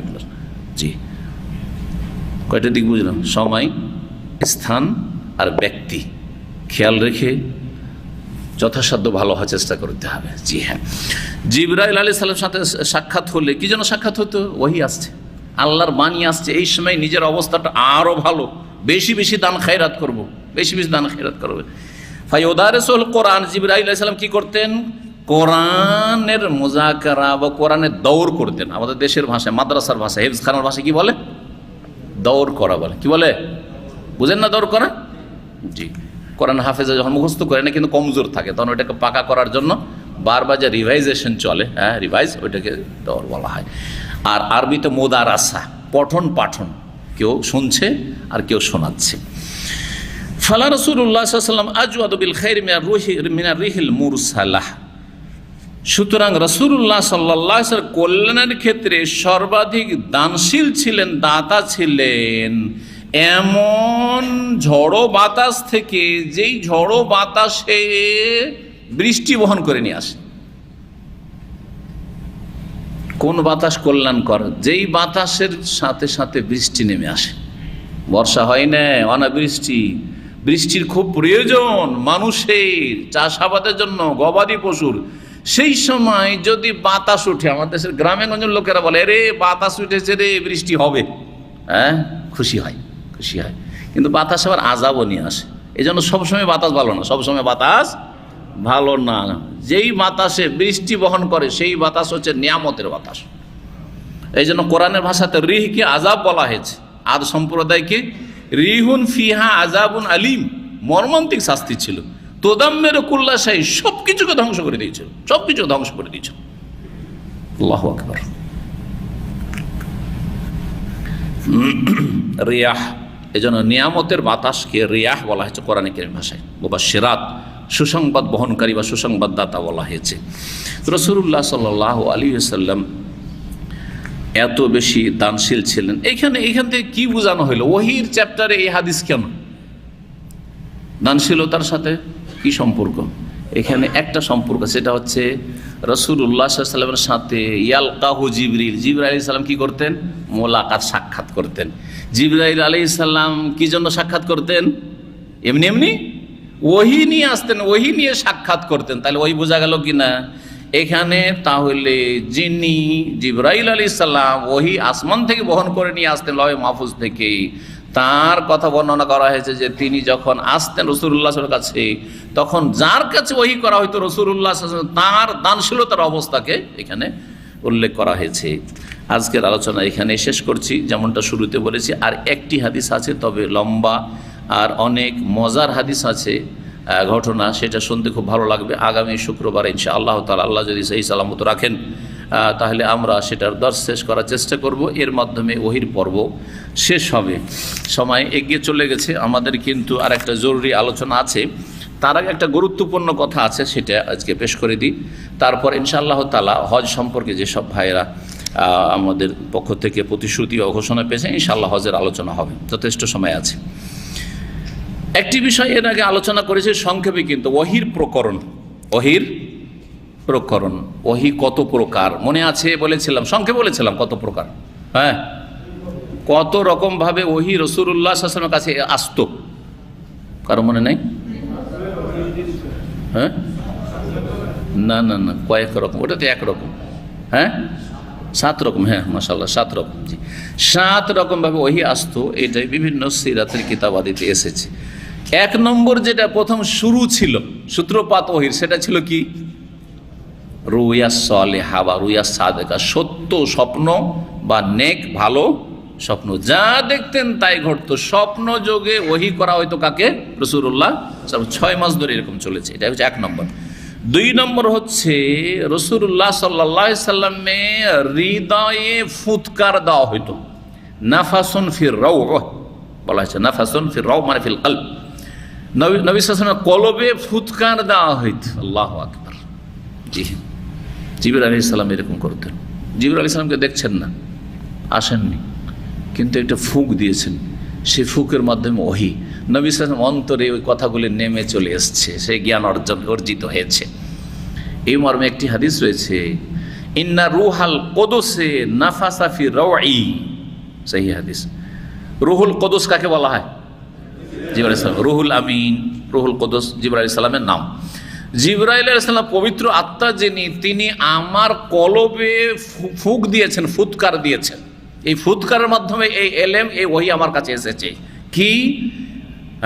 আন্নাহু লান তামুতা নাফসুন হাত্তা তাস্তাকমিলা রিজকাহা, কোন ব্যক্তি অতক্ষণ মরবে না যতক্ষণ তার রিজিক কমপ্লিট না করবে। আর একটা দানাও যদি আমার রুজিতে থাকে, অতক্ষণ মত আসবে না যতক্ষণ ওই দানাটা খাওয়া না হবে। আর একটা দানা রিজিকের নাই, আর চিবাচ্ছেন, ওই মুখেই থেকে যাবে, তার আগে মত হয়ে যাবে। গাড়ির দুর্ঘটনায় মুখে হয়তো খেজুর ছিল অথবা অন্য কিছু খাচ্ছিলেন, চকলেট খাচ্ছিলেন, ওইটা যদি আপনার রিজিকে থাকে খাওয়া হবে, তারপরে মৃত্যু হবে। আর যদি রিজিকে না থাকে মুখে থেকেই যাবে, ওই অবস্থায় দেখা যায় লোকটি মারা গেছে কিন্তু মুখে থেকে গেছে। অনেকের খেতে খেতে মত হচ্ছে, দুর্ঘটনা ছাড়া এমনিও মত হয় না, স্বাভাবিক মত হচ্ছে, মুখে ধরা আছে, খাবার মারা গেছে। জি হ্যাঁ, লান তামুতা, গ্যারেন্টি দিয়ে বলছেন, নিশ্চয়তা, মরবে না কোনো মানুষ হাত্তা তাস্তাকমিলা রিজকাহা, যতক্ষণ তার রিজিক না পড়বে। রিজিক শুধু খাওয়া দাওয়া না, রিজিক মানে সময়, রিজিক মানে আপনার চাকরি, রিজিক মানে আপনার এখানকার রিজিক, এই যে রিজিক আপনাকে আপনার মালিক পর্যন্ত এক্সিট লাগাবার চেষ্টা করছে, পারে না। যে বড় মালিক সে বলছে রাখবো না, কিন্তু আল্লাহ রেখেছে তকদিরে যে না, সৌদি আরব তোর আরো কয়েকদিন রিজিক আছে, ও পারে না। যেইভাবে হোক না কেন, ওটা আল্লাহ জানে কিভাবে হবে। সে ফ্লাইট পাওয়া যাচ্ছে না, অথবা আইনগত সমস্যায় পড়ে গেছে, ফাঁসে গেছে, মালিকও অসহায়, পারছে না আপনাকে এক্সিট লাগাইতে। বহু লোকের মাঝে অবৈধ এক অবৈধ লোকের সাথে একসময় দেখা, 1990-91 কথা, হারামের একবারে ছাদের ওপর কিয়ামুল লাইল পড়তে গিয়ে, সে সাথে যে কিয়ামুল লাইল হয় শেষ 10 দিনে, বার্মার লোক, বার্মা থেকে এসছে, কিন্তু বাংলা জানে, যেহেতু বাঙালিদের সাথে থাকে, সে বার্মিজ, ওই আপনার চিটাগাঙ্গে থেকে, তারপর ওখান থেকে এসছে। বলছেন যে উমরার ভিসাতে এসেছিলাম, আসার পরে 13 বছর হয়ে গেল, আমাকে ধরেই না কেউ। 13 বছর উমরার ভিসাতে এসে, সুবহানাল্লাহ, এর নাম রিস্ক। জি, তো কি বলছিলাম? দ্বিতীয়টা বললাম। তৃতীয় হচ্ছে আহিয়ানান ইয়াতামাসসালু লিয়াল মালাকু রাজুলান, কখনো কখনো জিবরাইল ফেরেশতা মানুষের রূপ ধারণ করে আসে। এটা 3 নম্বর হাদিস এসছে, কিন্তু এই হাদিসগুলো চলে গেছে। 4 নম্বর সেটাও এসছে আমাদের আলোচনাতে, সেটা হচ্ছে সালসালাতুল জারাস, ঘণ্টার বাজনার মতো ঝনঝন ঝনঝন করে বাজছে, হ্যাঁ, আর ওহী নাজিল হচ্ছে। 5 নম্বর হচ্ছে ফেরেশতাকে, জিবরিল আলাইহিস সালামকে আপন রূপে দেখা, যেটা একটু আগে বললাম না 2 বার? জি হ্যাঁ, আর ওহী আসা, যেমন ইয়া আইয়ুহাল মুদ্দাসসির, যেটা নাজিল হচ্ছে। জি, 6 নম্বর হচ্ছে আকাশের ওপর আল্লাহর স্পেশাল ওহী মেরাজের রাত, সেখানে জিবরাইল নেই, সরাসরি ওহী। জি, আল্লাহ ওহী করছেন। জি, ফাআউহা ইলা আবদিহি মা আওহা মা কাযাবাল ফুয়াদু মা রাআ আফাতুমারুনাহু আলা মা ইয়ারা, সূরাতুন নাজম পড়ে নেবেন। জি, আল্লাহ ওহী করছেন তার বান্দাকে, এখানে বলা হয়েছে, মাঝখানে জিবরাইল নেই।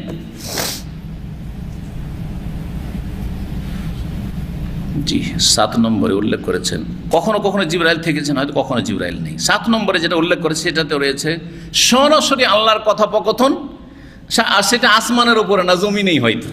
বলছেন কালামুল্লাহ মিনহু বিলা ওয়াসিতাতে মালাক, ফেরেশতা ছাড়া, ফেরেশতার ভায়া ছাড়া, মাধ্যম ছাড়া সরাসরি আল্লাহর কথোপকথন, কালাম তার সাথে, নবী রাসূলের সাথে, যেমন কোরআনে কারীম দ্বারা প্রমাণিত মুসা আলাইহিস সালামের ক্ষেত্রে, ওয়াকাল্লামাল্লাহু মুসা তাকলিমা, মুসাকে আল্লাহ বলছেন, যে তুমি ইন্নাকা বিল ওয়াদিল মুকাদ্দাসে তুয়া, তুমি পবিত্র তুয়া নামক স্থানে এসেছো, ইন্নানি আনাল্লাহ, আমি আল্লাহ বলছি।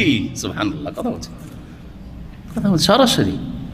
জি, তুর পাহাড়ে নবী সাল্লাল্লাহু আলাইহি সাল্লামের সাথে সরাসরি কথা বলেছেন কিনা? জমিনে আল্লাহ, মানে জমিনে আল্লাহ, নবী সাল্লাল্লাহু আলাইহি সাল্লাম আল্লাহ কথা বলছেন। বলছেন যে ইসরার হাদিসে প্রমাণিত রয়েছে। জমিন হোক আর আসমান হোক, নবী সাল্লাল্লাহু আলাইহি ওয়াসাল্লামের সাথে সরাসরি আল্লাহ রাব্বুল আলামিন কথা বলেছেন। এটা কোরআনে কারীম দ্বারা প্রমাণিত না হইলেও হাদিস দ্বারা প্রমাণিত, যে হাদিসুল ইসরা মানে নৈশ ভ্রমণ, যে মেরাজের হাদিস, সেই হাদিসের প্রমাণ রয়েছে। এই কথাই সিরাতের যারা রচনাকারী তারা বা সিরাতের লেখক তারা উল্লেখ করেছেন।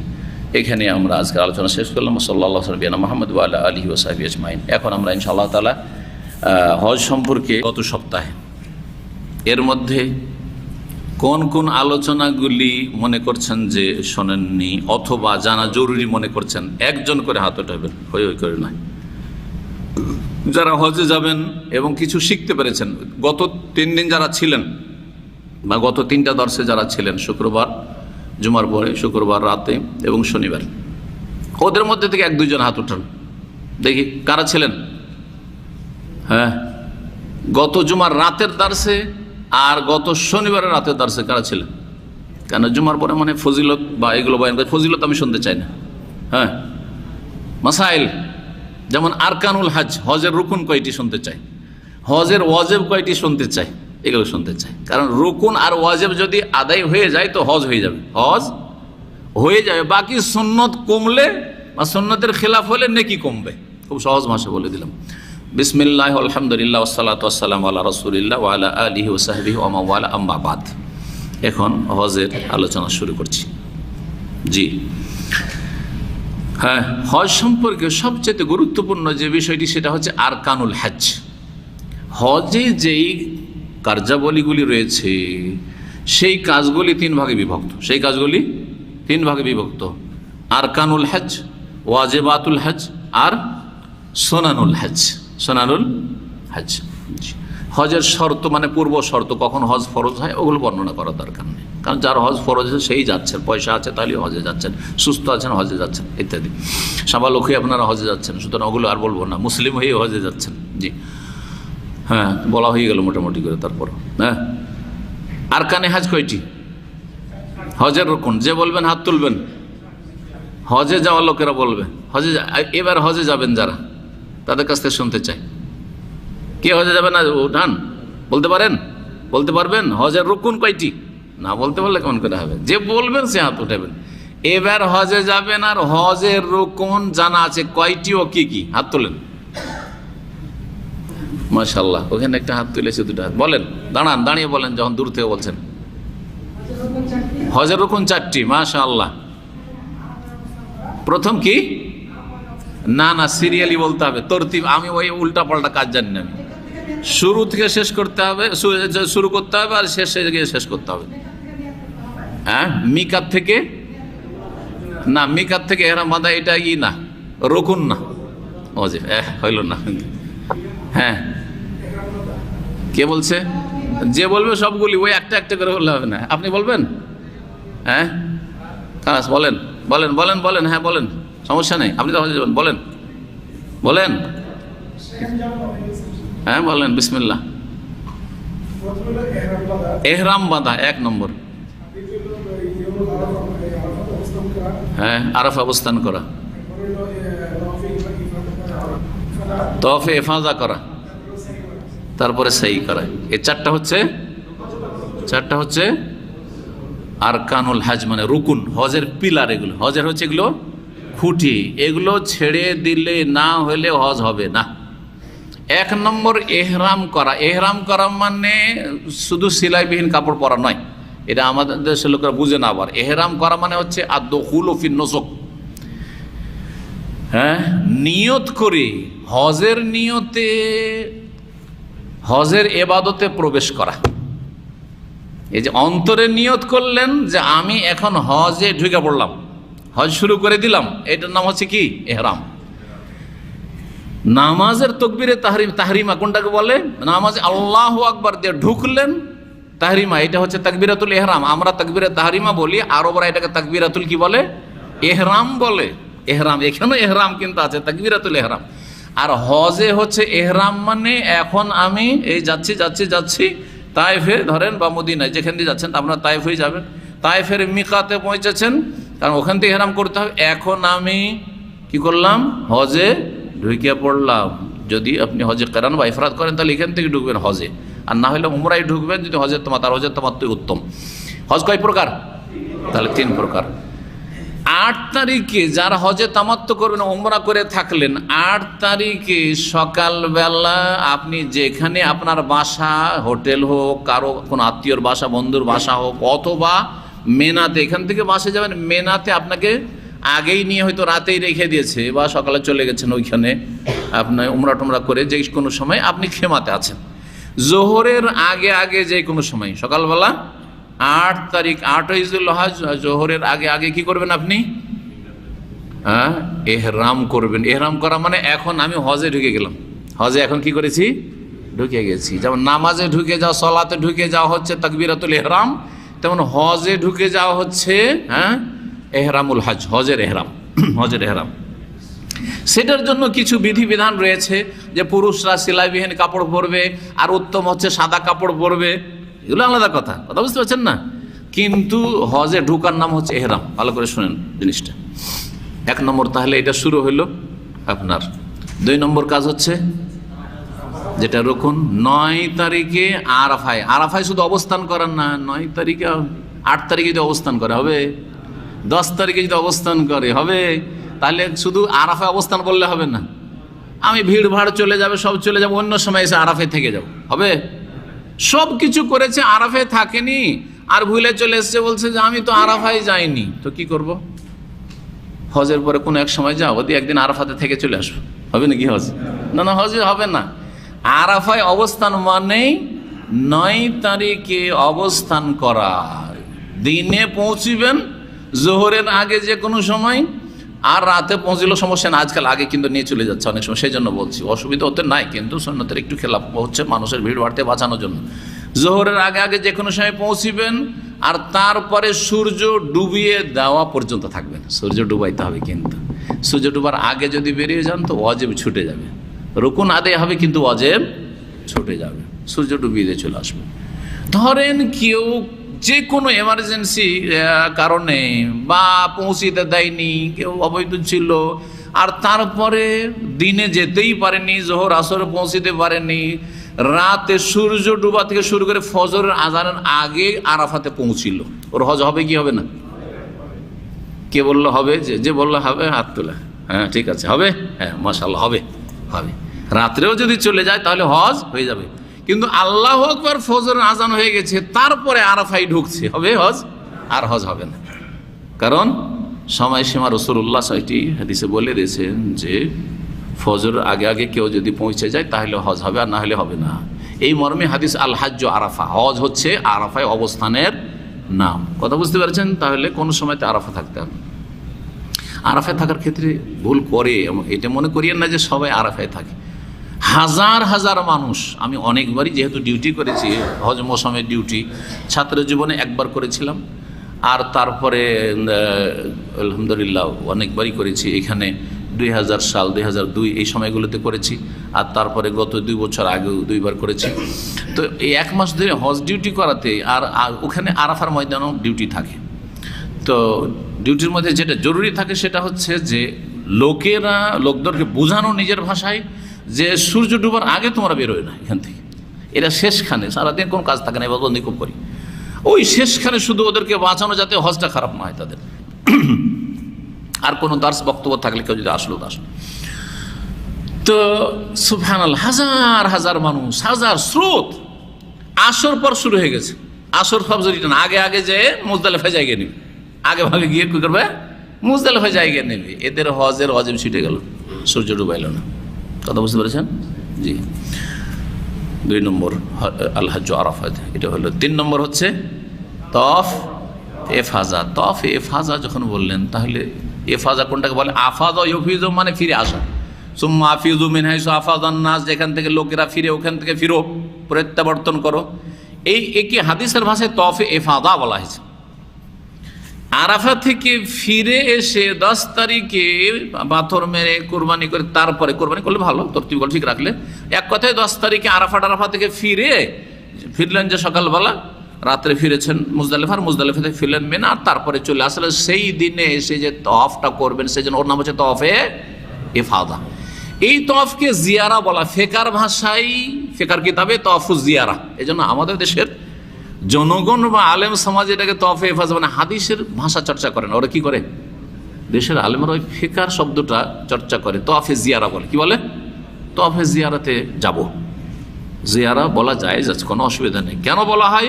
কারণ আপনার আসল উদ্দেশ্য হচ্ছে এই তওয়াফের জন্য কাবার জিয়ারত, এটা ফরজ, এটা ফরজ। ওয়ালিয়াত্তাওয়াফু বিল বাইতুল আতিক, প্রাচীনতম ঘরের যেন তওয়াফ করে, এই তওয়াফ কি বোঝানো হয়েছে, বিশেষ করে ফরজ রোকন তওয়াফ, যা না হইলে হজ হবে না। তাহলে 3 নম্বর হয়ে গেল বাইতুল্লাহ তওয়াফ করা। এই তওয়াফের আরো কয়েকটি নাম আছে, এর নাম হচ্ছে তওয়াফে রুকুন, কারণ এটা রুকুন সেই জন্য। এই তওয়াফের চতুর্থ নাম হচ্ছে তওয়াফে ফরজ, এটা ফরজ সেই জন্য। জি, এই তওয়াফের নাম হচ্ছে তওয়াফুল হজ, এটা হজের মেন তওয়াফ, সেই জন্য এটার নাম হচ্ছে তওয়াফুল হজ। কয়টা নাম বললাম? 5টা নাম বললাম। যে মনে রাখবেন, নাম জানেন আর না জানেন, এই তওয়াফটা করতে হবে। 10 তারিখে হয়ে গেলে সবচেয়ে ভালো। যদি 10 তারিখে না হয়, বুড়ো বয়স্ক হাজিরা রয়েছে, নারীরা রয়েছে, আমার একটা পরামর্শ, কারণ কালকেও প্রশ্ন এসেছে বাংলাদেশি হাজিদের যে আমরা কি 10 তারিখেই হজ করতে হবে, তওয়াফটা করতেই হবে? যারা বয়স্ক মানুষ বা যাদের সাথে মহিলারা আছে তাদেরকে পরামর্শ দেয় আপনারা 10 তারিখে আসলে বেশি হয়তো কষ্ট হবে। যদি সকালে সকালে এসে সেরে চলে যেতে পারেন তাহলে তো ভালো, কিন্তু অধিকাংশ সকালে সারতে পারেন না, বিকেলে আসেন, তাহলে তো রাতটাই কেটে যাবে মক্কায়, তো হজেব ছুটলো আবার ওইদিকে, হ্যাঁ, মেনাই রাত্রি যাপনের। সুতরাং এই ভুল কাজ করবেন না। কি করবেন?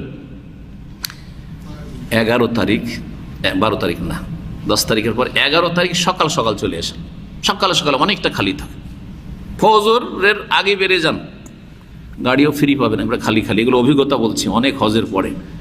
ফজরের আগে বেরিয়ে যান, আর ফজরটা এসে হারামে ধরলেন হয়তো আপনি, রাত 3টার দিকে যদি বেরিয়ে যান, ফজরটা হারামে পেয়ে গেলেন। আর ফজর পড়ে বা শুরু করে দিলেন আপনার তওয়াফ করা, তওয়াফ হয়ে গেল, সেই হয়ে গেল। সকাল সকাল যখন হয়ে গেল, দুপুরে খাওয়া দাওয়া করলেন মক্কাতে, একটু রেস্টটা হয়ে গেল, আর বিকেলবেলা বেরিয়ে গেলেন, যাতে করে মাগরিব হইতে হইতে আপনি কোথায় পৌঁছে যান? মেনায় পৌঁছে যান। কারণ 12 তারিখের রাত, 11 পরে 12 তারিখের রাত আপনাকে ওখানে যাপন করতে হবে, ওয়াজিব। জি হ্যাঁ, এই করবেন। 12 তারিখে আসবেন না, কারণ 12 তারিখে স্থানীয় হাজিরা বিদায় হবে, সেই জন্য ভিড় বেশি থাকবে। 13 তারিখে আসবেন না, আসবেনই, কিন্তু 13 তারিখে যদি এই তওয়াফ করেন তো এখানকার লোকাল হাজিরা অনেক ভিড় করবে, সেই ভিড়ে বয়স্ক মানুষ কষ্ট পাবেন বা মহিলাদেরকে নিয়ে কষ্ট পাবেন। সুতরাং 12-13 তারিখে না আসাটাই ভালো, শরীয়তি বাধা নয়, আপনাদের সুবিধার জন্য বললাম, যাদের সাথে আত্মীয় স্বজনরা দেশ থেকে আসছে তাদের ক্ষেত্রে বললাম। জি, কয়টা হইল? 3টা রুকন হলো। 4 নম্বর রুকন হচ্ছে সাফা মারওয়া সাই করা। সাফা মারওয়ার সাই করা। যদি হজে তামাত্তু করেন তো 2 সাই করতে হবে, কারণ উমরার জন্য 1 সাই হয়ে গেছে সেপারেট, যেমন উমরা করেন নর্মালি, আর হজের জন্য আলাদা সাই। কিন্তু হজে ইফরাদ যদি করেন অথবা কেরান করেন, কেরানের ক্ষেত্রেও সঠিক মত হচ্ছে যে 1টি সাই যথেষ্ট, 1টি সাই যথেষ্ট, 2 সাই নয়। জি হ্যাঁ, 4টি তাহলে আর কানুল হজ, হজের রুকুন, এগুলো হচ্ছে ফরজ, এমন ফরজ রুকুন যে এগুলো ছুটে গেলে হজ হবেই না। ওয়াজেবাত, ওয়াজেব কয়টি? হ্যাঁ, কে বলছে? কে যে বলছেন হাত তোলেন, একটু শুনতে চাই, বসে যান। হ্যাঁ, 7টি চলে, 7টি 8টি 6টি সব চলবে, মানে মানে ব্যাখ্যা করা যাবে। কেউ যদি 6 বলে তোর ব্যাখ্যা আছে, 7 বলে তোর ব্যাখ্যা আছে, 8 বললে ওর ব্যাখ্যা আছে, এই জন্য কোনোটাকে ভুল বলবো না। চলেন, যে 7টা বলবে 7টা শোনাইতে হবে, যে 8টা বলবে 8 শোনাইতে হবে, যে বলবে 6টা 6 শোনাইতে হবে, কারণ সব হাজিদের জন্য 7টি 8টি নয়। চল, কিন্তু 6টি সবার জন্য। হ্যাঁ, 1 নম্বর মিকাত থেকে এহরাম বাঁধা। এই যে একটু আগে বলছিলেন মিকাত থেকে এহরাম বাঁধবেন, এখান থেকে হজের নিয়তে যাচ্ছেন, আর বিনা এহরামে ঢুকে গেলে, এহরাম করলেন না, আপনি মক্কা ঢুকে গেলেন না, চলবে না। আপনাকে নিয়ত করে ঢুকতে হবে যে আমি হজের নিয়তে। জি হ্যাঁ, হজের নিয়তে বা উমরার নিয়তে, এখন কমপক্ষে উমরার নিয়তে, হজের তামাত্তু আপনাকে এইখান থেকে নিয়ত করে ঢুকতে হবে। কোনখান থেকে? মিকাত থেকে। জি, তাহলে এখানে একটা কথা আর ভেঙে দিই, মজা হবে। কেউ যদি আইনকে ফাঁকি দেওয়ার জন্য, ধরেন এহরাম টেহরাম বাঁধলো না, মিকাতে এহরাম বাঁধলো না, এমনি চলে গেল, এমনি ঢুকতে দিয়েছে ওকে, বা আগে গিয়ে চলে গেছে, কিন্তু আগে থেকে নিয়ত আছে হজ করবো, চলে গেছে, আর তখন উমরাও করেনি, এমনি ঢুকে গেছে, হয়তো এমনি ঢুকতে দিচ্ছিল, হয়তো এহরামের কাপড়ে ঢুকতে দিবে না, ঢুকে গেছে, ঢুকে যারা মক্কা থেকে এহরাম বাঁধছে, তাহলে তার হজ হবে কি হবে না? হ্যাঁ, ওয়াজিব ছুটবে, কিন্তু রুকুন আদায় হবে, কারণ এহরাম তো করলো, সে মক্কাতে এহরাম বেঁধেছে, কিন্তু মিকাতে এহরাম বাঁধা ওয়াজিব ছিল, সে ওয়াজিব ছুটেছে, সেই জন্য দম দিতে হবে। হ্যাঁ, মিকাতে রামাদা মেনাই, হ্যাঁ, আগে যেগুলো সেগুলো আগে করেন না। মেনাই যে 8 তারিখের, এটা অবস্থান ওয়াজিব না সুন্নাত? সুন্নাত, হ্যাঁ, এটা চলবে না। আরাফাই সূর্য ডুবা পর্যন্ত অবস্থান করা। দেখেন, আরাফাই দিনে থেকে যদি চলে আসে তো রুকুন আদায় হবে, কিন্তু ওয়াজিব আদায় হবে না। সূর্য অস্তমিত করা, সূর্য ডুবিয়ে দাও, এটা হচ্ছে কি ওয়াজিব ইলাল গরুব। হ্যাঁ, ঠিক। তারপরে যখন সকালবেলা রাত্রিবেলা আসলেন যে মুজদালিফাই সিরিয়াল, তাহলে মনে থাকবে কিন্তু মুজদালিফাই রাত্রি যাপন 3 নম্বর ওয়াজিব। এই রাত কাটানো মুজদালিফাই কিন্তু ওয়াজিব। বাইরে থেকে গেলেন, আসতে পারলেন না, ভিড় বাড়ে না, চলবে না, দম দিতে হবে। মুজদালিফায় ঢুকতে হবে, রাতের কিছু অংশ হইল। জি জি। অথবা চলে আসলেন মুজদালিফায়, দেখছেন খুব ভিড়, জায়গা নেই, চলে আসলেন আপনি মিনাতে এসে আপনি খিমায় ঘুমাচ্ছেন, তাহলে ওয়াজিব ছেড়ে দিলেন আপনি। বোঝা গেছে? জি হ্যাঁ, মুজদালিফা রাত্রি যাপন 3 নম্বর। 4 নম্বর, হ্যাঁ, সকালবেলা আসার পর এ তরতিবে শুরু করেন। সকালবেলা আসার পরে কিন্তু বেশ কিছু ওয়াজিব আছে। জামরাতে পাথর মারা, এখানে বড় জামরা 10 তারিখে বড় জামরা, আর 11, 12, 13 পর্যন্ত থাকলে 13, 3, 7, 21টা করে প্রতিদিন পাথর মারা, টোটাল মিলে ওয়াজিব। শুধু একটাকে ওয়াজিব বলবো না, কিন্তু ওয়াজিবের একটা অংশ হচ্ছে 10 তারিখে পাথর মারা। সবচেয়ে উত্তম হচ্ছে এই 4 দিন মিলে 70টি পাথর মারা। 4 দিনে কয়টি হবে? 3, 7, 21 করে, হ্যাঁ, 3, 21 কত? 63, আর 10 তারিখে 7টি, তাহলে কত হইল? 70টি হলো না? কিন্তু কেউ যদি তাজিল মানে তাড়াতাড়ি চলে আসে 12 তারিখে, তাহলে 21টা মাইনাস করে দেবেন, 21টা কমে যাবে। 12 তারিখে আসা জায়েজ আছে, কিন্তু উত্তম হচ্ছে 13 তারিখ পর্যন্ত থাকা। হয়ে গেল, তাহলে কয়টা হইল? 4টা হয়ে গেছে। পাথর মারা দিয়ে প্রথমে এসে পাথর মারলেন, 4টা হইল। 5 নম্বর, কোরবানি করা কার জন্য? সবার জন্য। হজে তামাত্তু বা কিরান করলে কোরবানি করা, যদি হজে ইফরাদ করে তো কোরবানি নাই। তো যারা ওই 8টা করেনি, কম করেছে, তাহলে কোরবানি মাইনাস হয়ে গেল। হাজার ধরেন 30 লক্ষ হাজি বা 40 লক্ষ হাজির মধ্যে কমপক্ষে 1-2 লাখ হাজি তো এরকম হবে, বা তারও বেশি হবে যারা ইফরাদ, তাহলে তোদের কোরবানি নেই, কোরবানি ওয়াজিব না। কোরবানি করলে মুস্তাহাব সুন্নাত। জি হ্যাঁ, 5 নম্বর হয়েছে কোরবানি না। 6 নম্বরে মাথা মুন্ডন করা। মাথা মুন্ডন করলে ভালো, কিন্তু চুল যদি পুরো মাথা থেকে কাটে তবু ওয়াজিব আদায় হয়ে যাবে। দুটোর একটা করা। জি হ্যাঁ, একটা করলে ওয়াজিব আদায় হয়ে যাবে। জি হ্যাঁ,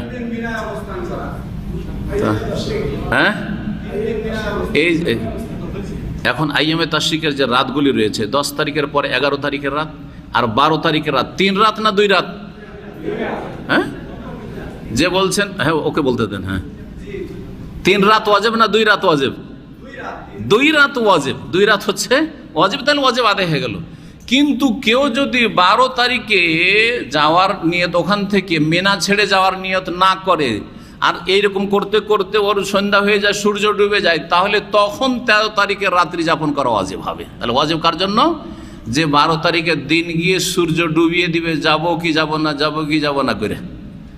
অনিচ্ছাকৃত যদি সূর্য ডুবে যায়, ধরেন 12 তারিখে বিকেলবেলা পাথর মারা হয়ে গেছে, আপনার জাওয়ালের পরে মারতে হবে, কিন্তু 11, 12, 13 এগুলোতে, মানে দুপুরবেলার পরে পাথর মারার পরে গেলেন আপনি তাঁবুতে, ওখানে বাস আসবে বলেছে, বাস চলে আসবে তোমাদের জন্য সূর্য ডুবার আগে, আসার পরে বা এই 5টার সময় বাস চলে আসবে। বাস কি আর 5 ঘন্টা আসলো না, রাত হয়ে গেল, তো রাত থাকা ওয়াজিব হয়ে গেল নাকি? না, মোটেই না। কারণ আপনি নিয়ত শেষ করে ফেলেছেন, আমি তো চলে এসেছি, এখন আমাকে নেয়নি। হামলাওয়ালার শর্ত আছে যে আমাকে বাস দেবে। হ্যাঁ হ্যাঁ, যদি ওদের পক্ষ থেকে আগে বললে তো যে না বাস টাস নেই, তুমি তোমার মতো করে তদবির করে চলে যাও, তাহলে আপনি পাথর মেরে মিনা থেকে বাইরে চলে, সূর্য ডুবার আগে আগে পাথর শেষ, যে জামরাটা আছে ওইটা পাথর মারার পরে একটু বেরিয়ে গেলেই তো শেষ, মেনা শেষ, মেনার সীমানা শেষ, বাস হয়ে গেল। হ্যাঁ, কয় নম্বর হলো? হাতে ধরে থাকেন। কয়টা হয়েছে? 7টা হয়েছে। কোনটা দিয়ে? মাথা মুন্ডন দিয়ে, মাথা মুন্ডন দিয়ে 7টা হয়েছে। আর কিছু আছে?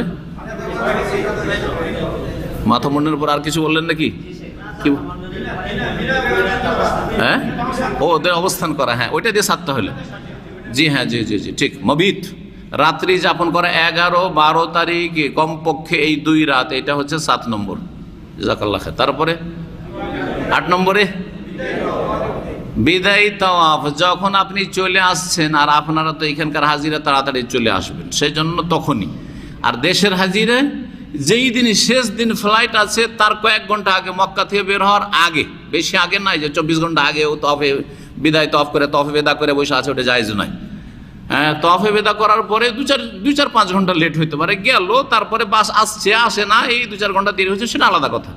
কিন্তু ধরেন 24 ঘন্টা, 12 ঘন্টা, 14 ঘন্টা আগে রাত্রে এর সাথে তফ করে চলে গেছি বিদায় তফ, আর আসর হয়েছে, আসেও না, আর আবার নামাজ পড়তে আসছেন, নামাজ পড়তে আসছেন, আপনি হারামে এসছেন, আবার বিদায় তফ করেন, কোথায় বিদায় হলেন আপনি?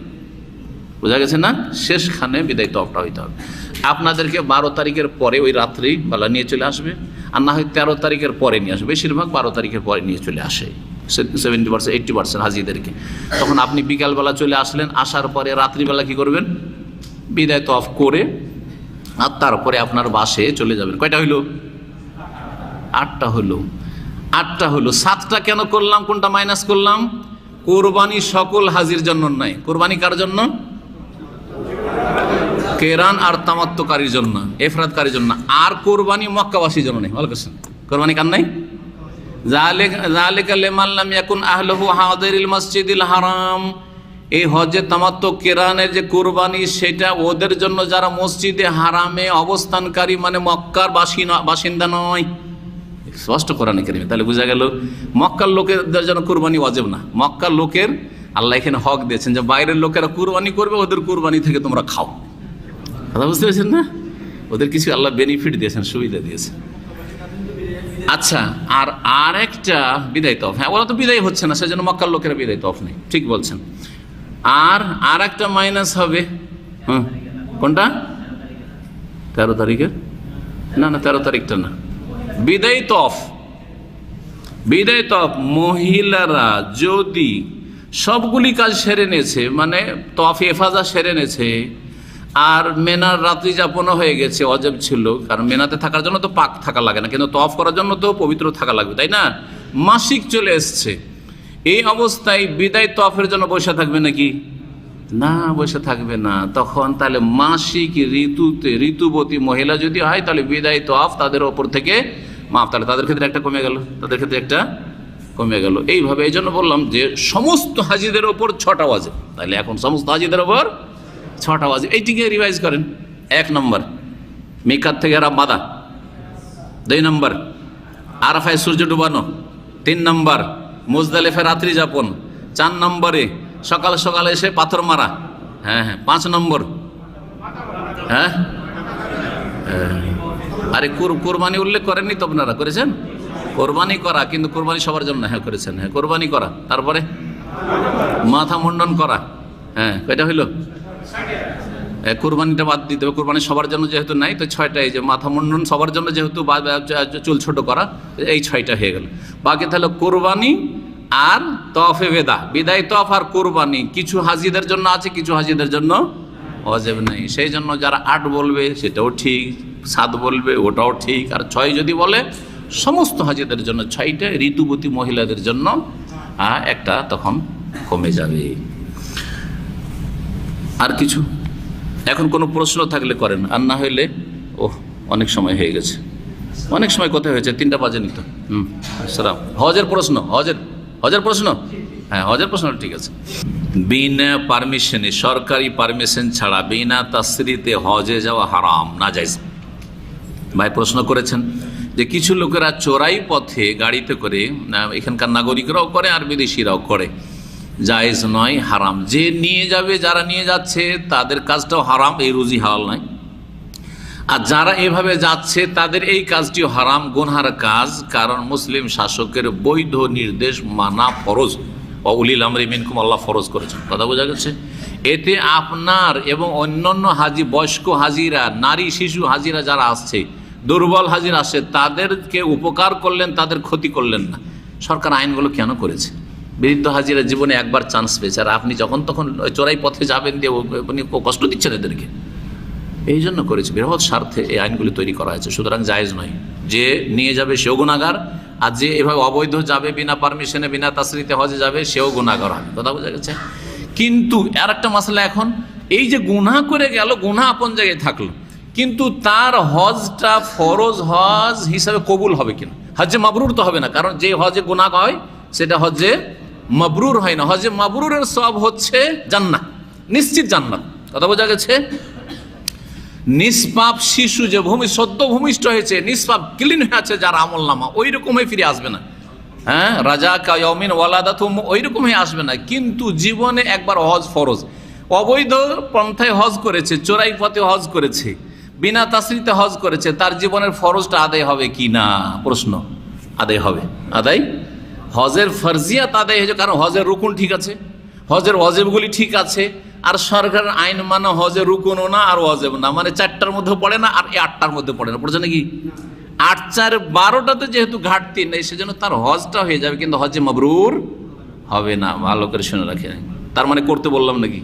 এটা আবার ভাবিয়ে না যে তার মানে করতে বললাম। কিন্তু কেউ যদি করে নাই তো তার হজ ফাসেদ, বাতিল নয়, হ্যাঁ, বরং তার হজ হয়েছে, কিন্তু সে গুনহাগার, গুনহার বোঝা সে উঠাবে। আর তার হজের জীবনের ফরজিয়াত যেটা ফরজ ছিল, জীবনের একটা হজ হয়ে গেছে তার, জি হ্যাঁ, মাবরুর হয়নি। আচ্ছা, এতে আর একটা কথা বলি, না হলে বুঝবেন না, কারণ অনেকে হয়তো এই শরীয়তের হারাম বলে ভয় লাগে না, কিন্তু দুনিয়ার ক্ষতি বললে নিশ্চয় ভয় আছে, তাই না?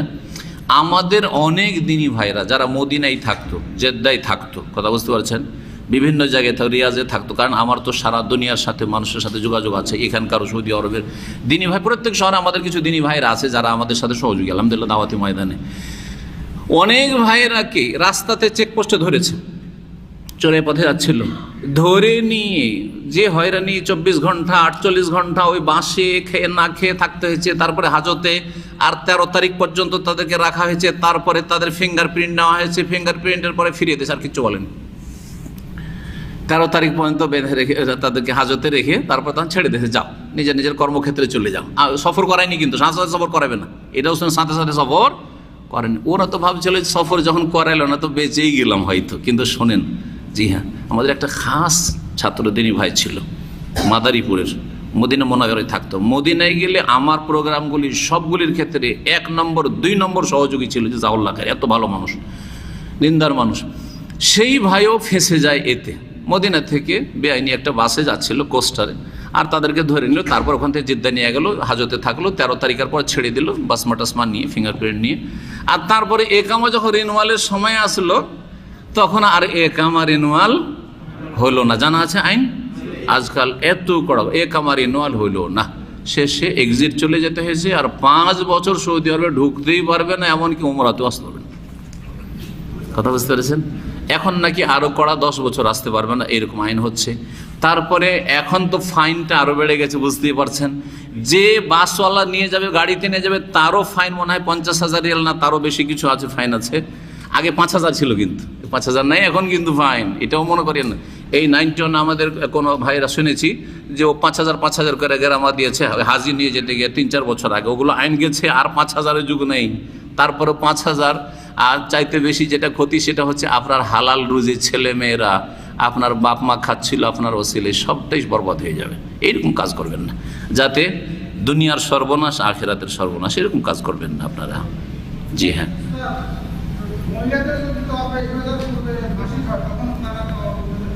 মহিলার ক্ষেত্রে মহিলা নিয়ে আসলে মশলা জানা দরকার। আর আপনি খামাখাই এইসব মশলা, একটা লোক মহিলা ফ্যামিলি ভালো নাই এখানে, এইরকম মশলা আমার মনে হয় আননেসেসারি, হ্যাঁ, গায়ের জরুরি।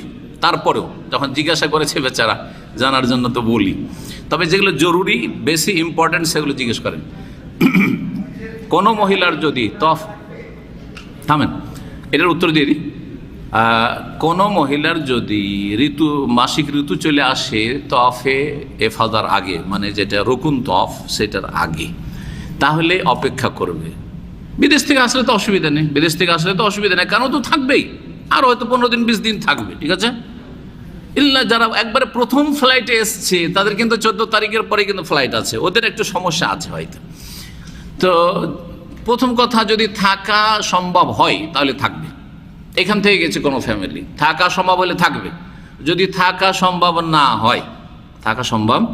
হয়, তাহলে চলে আসবে। যদি লোকাল হাজি হয়, এখানে ফ্যামিলি নিয়ে থাকে, তাহলে চলে আসে, এখানে সমস্যা নেই। কিন্তু যেহেতু তওয়াফ আদায় হয়নি, এখনো তার রুকুন বাকি আছে হজের, সেই জন্য স্বামী স্ত্রী মিলিত হইতে পারে, সহবাস করতে পারবে না, দৌড়াদৌড়ি থাকবে। কথা বোঝা গেছে না? আসবে এখানে, তারপরে 1-2 সপ্তাহ পরে হোক, যত তাড়াতাড়ি সম্ভব যাবে, গিয়ে তওয়াফ পাক হওয়ার পর, পবিত্র হওয়ার পরে তওয়াফ করে চলে আসবে। প্রথম কি বললাম? থাকতে চেষ্টা করবে সেখানে। থাকা সম্ভব নয়, স্বামীর ডিউটি আছে, সংসার আছে, বাচ্চাদের রেখে গেছে, ঝামেলা আছে, চলে আসুক, আবার যা গিয়ে তওয়াফ সেরে আসুক। বুঝতে পেরেছেন? জি হ্যাঁ।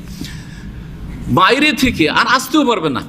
আর ফ্লাইট যদি ক্যান্সেল হয়ে যায় তো হয়রানির শেষ নেই, 1 মাস হয়তো বুকিং পাবে না, চলতে থাকবে এরকম। তাহলে কি করবে? সেই ক্ষেত্রে একটা শেষ সমাধান আছে। শেষ সমাধান শেখ ইবনে তাইমিয়া রাহিমাহুল্লাহ বলেছেন, সেটা হচ্ছে, শেখ ইবনে উসাইমিনও বলেছেন, সেটা হচ্ছে আজকাল পাম্পার্স পাওয়া যায়। পাম্পার্স বুঝেন কিনা? যদি সেটা না হয়, বাচ্চাদের যে আপনার পেশাব বা পায়খানা করার জন্য দেয়, বড়োদেরও আছে, ওটা হলে ভালো। আর না হইলে কাপড়টা বড় দিয়ে, যাতে রক্তটা বাইরে না পড়ে, তারপরে একটা জাঙ্গিয়া প্যান্ট পরে নেবে যাতে খুলে না পড়ে। আর তারপরে কি করবে? পাক পবিত্র হয়ে গোসলটা করে, আর তারপরে যদিও নাপাক অবস্থা আছে গোসল করি, তারপরে গোসল করলে কিন্তু রক্ত কম আসে, মাসিক রক্ত কম আসে। গোসল করার পরে উজু করার পরে মসজিদ হারামে ঢুকবে, আর ঢোকার পরে তাড়াতাড়ি করে তওয়াফটা সেরে নেবে, আর তওয়াফটা সেরে তো মসজিদ হারাম থেকে বেরিয়ে যাবে। এটা হচ্ছে কি নিরুপায় অবস্থা, দারুরাত তুবিহুল মাহজুরা। ফিকহের একটি কায়দা হচ্ছে, যখন মানুষ নিরুপায় হয়ে যায় তখন নিষিদ্ধ কাজ বা কথা বা বিষয় হালাল হয়ে যায়। হ্যাঁ, যেমন হারাম জিনিস খাওয়া যাবে, কখন খাওয়া যাবে? নিরুপায় হলে খাওয়া যাবে। জান বাঁচাইতে হবে আর জয় শ্রীরাম বলার জন্য বাধ্য করছে, এমনি তো শিরক, কথা তো শিরক, কিন্তু জায়েজ কিনা? নিরুপায় হলে জায়েজ, নিরুপায় হলে জায়েজ। ওই রকমই এইখানেও সে নিরুপায়, আর আসতে পারবে না। এত টাকা পাবে কোথায় যে আবার আসবে? আর সেটা সম্ভাবনা যে বাংলাদেশ থেকে আবার এই তওয়াফ করার জন্য আসবে, বাইরে যেসব হাজিরা, তখন ওই রকম করবে। জি হ্যাঁ, যেই ভাই জিজ্ঞাসা করলো, আল্লাহ যেন ওকে তৌফিক দান করে। না, আমার মনে হয় এসছে কেউ, হ্যাঁ, ওদের আত্মীয় স্বজন এসে, তাহলে ঠিক আছে। ওই ভাই জিজ্ঞেস করছিল একজন। হ্যাঁ, প্রশ্ন। হজের আগে, হজ কত প্রকার বললাম? কি কি? তামাত্তু, কিরান, ইফরাদ। হজে তামাত্তু মানে যেমন উমরা করেছেন ওই রকমই একটা উমরা করবেন, মিকাত থেকে ইহরাম বাঁধবেন, লাব্বাইক উমরা। আর তারপরে মক্কা গেলেন, উমরা থেকে কি করতে হয়? ইহরাম করতে হয়, হ্যাঁ, তারপরে তওয়াফ করতে হয়, সাই করতে হয়, আর চুল কাটতে হয়। বোঝা গেছে? যদি সময় বেশি না থাকে, অল্প সময় আছে, চুল ছোট করবেন শুধু, এটি ভালো। আর যদি সময় থাকে যে আরো 15 দিন 20 দিন আছে, যেমন এখন যে হাজিরা চলে আসছে, তারা মুন্ডন করবে, কারণ কয়েকদিন আবার চুল, সপ্তাহ 2 সপ্তাহে চুল হয়ে যাবে, বড় হয়ে যাবে। তওয়াফ না কি বলছে, উমরা করার পরে হালাল হয়ে থাকবেন আপনি, যে কয়দিন সময় পাবেন। এখানকার লোকেরা বেশি সময় পাবেন না, তারপরে 2 ঘন্টা, 1 ঘন্টা, আধা ঘন্টা সময় পান আপনি, এটা বলে মনে করবেন না সময় সংকীর্ণ হয়ে গেছে, 1 মিনিটও সময় পেলেন না, আপনার উমরা করা হইল। আর এদিকে সকাল হয়ে গেছে 8 তারিখের, অসুবিধা নেই, উমরা করে সাথে সাথে গোসল করে ফ্রেশ হয়ে আবার আপনি ইহরাম করে নেন, আল্লাহবাইক হাজ্জান বলে হজে ঢুকে গিয়ে আপনি কোথায় চলে যান? মেনা চলে যান। 8 তারিখে জোহরের আগে হইলেও চলবে। এমনকি যদি 8 তারিখে সকালবেলা উমরা কমপ্লিট করে তবুও কোনো অসুবিধা নেই, হজে তামাত্তু করে, কাছের হাজিরা অনেকে এরকম করে, জোহরে আসলো, তারপরে 8 তারিখের 5 ওয়াক্ত সালাত আদায় করা মেনাতে সুন্নাহ, এটা ওয়াজিব নয়। জোহর, আসর, মাগরিব, এশা, ফজর সুন্নাহ, এটা সুন্নাত। জি হ্যাঁ, তো এইভাবে করবে। কার কথা বললাম? তামাত্তুকারীর কথা। তাহলে তামাত্তু মানে হচ্ছে উমরা সেপারেট আর হজ সেপারেট। উমরা আছে, এটা সেপারেট একবার। কেরানে মিকাতে গেলেন আর দুটোর নিয়তে একসাথে, কেরান মানে মিলিয়ে নাও, দুটাকে মিলিয়ে নাও, লাব্বাইক উমরাতান ওয়া হাজ্জান, আল্লাহ আমি হাজির হয়েছি, কিসের জন্য? উমরা হজ দুটোকে একসাথে নিয়ে মিলিত করে। আল্লাহুম্মা ইন্নী নাওয়াইতু পড়বেন না, নিয়ত পড়া বিদআত। গত সপ্তাহে আলোচনা হয়েছে।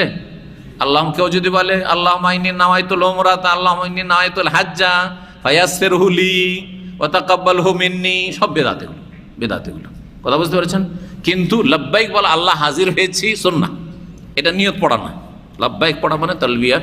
আর এখানে আপনি শুরু করছেন লাব্বাইক উমরাতান ওয়া হাজ্জান দিয়ে, কিরান শুরু করলেন দুটো একসাথে মিলিয়ে, আর দুটোকে একসাথে নিয়ে চললেন, মাঝখানে আর হালাল হবেন না। মক্কা যাবেন, তওয়াফ যেটা করবেন সেটা সুন্নাত, তওয়াফে কুদুম, কেরানকারীর জন্য সুন্নাত। কিন্তু তামাত্তুকারীর জন্য রুকুন ফরজ ছিল, কারণ সেপারেট যেহেতু উমরা হচ্ছিল, এটা শোন না।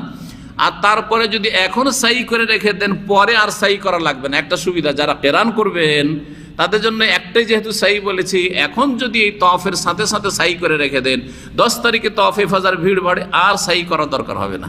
কিন্তু যদি আজকে না করেন, শুধু তওয়াফ করে আপনি মেনা চলে গেলেন, তাহলে 10 তারিখে তওয়াফে ফাজার পরে আবার সাফা মারোয়া কি করতে হবে, সাই করে দেবো। কারণ একটা সাই দুটোর জন্য যথেষ্ট, কারণ দুটোর নিয়ত একসাথে যেহেতু মিলিয়ে নেওয়া হয়েছে। হাজে ইফরাদ কি? হজে ইফরাদ অবশ্যই আপনারা করবেন না, কিন্তু যারা হয়তো নফল করছে আর টাকা পয়সার অভাব আছে, অনেকে কিন্তু ইফরাদ করে। আমাদের মদিনা ইউনিভার্সিটির ছাত্ররা প্রথমটা হজে তামাত্তু করে, আর তারপরে প্রায় সব ইফরাদ করে, পয়সা বাঁচাবার জন্য 500 রিয়াল, জি হ্যাঁ, কোরবানি, পয়সা অল্প, এরকম যারা গরিব মানুষ আছে করতে পারেন, সমস্যা নেই। কিন্তু ওর চাইতে ভালো যে আপনি কি করবেন, 10টি রোজা রেখে দেবেন, হজে তামাত্তু করবেন। আর কি করবেন, কেউ যদি কোরবানি না দিতে পারে তো সমাধান কি,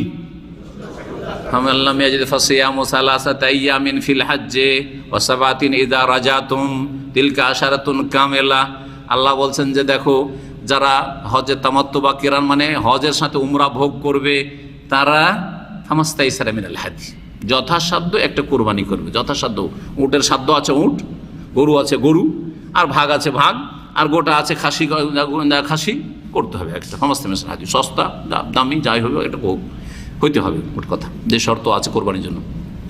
তারপরে যদি না পারে আমাল নাজিদ ফাসিয়াম ও সালাসা তাইয়ামিন ফিল হজ, হজের দিনগুলিতে 3টা রোজা রেখে নেবে, বাস ঈদের দিনে না, 10 তারিখে নয়, তার আগে রেখে নেবে গিয়ে মক্কায়, আর না হলে 11, 12, 13 তারিখে রেখে নেবে। মক্কাতে 3টা রোজা রেখে আসতে হবে, হ্যাঁ।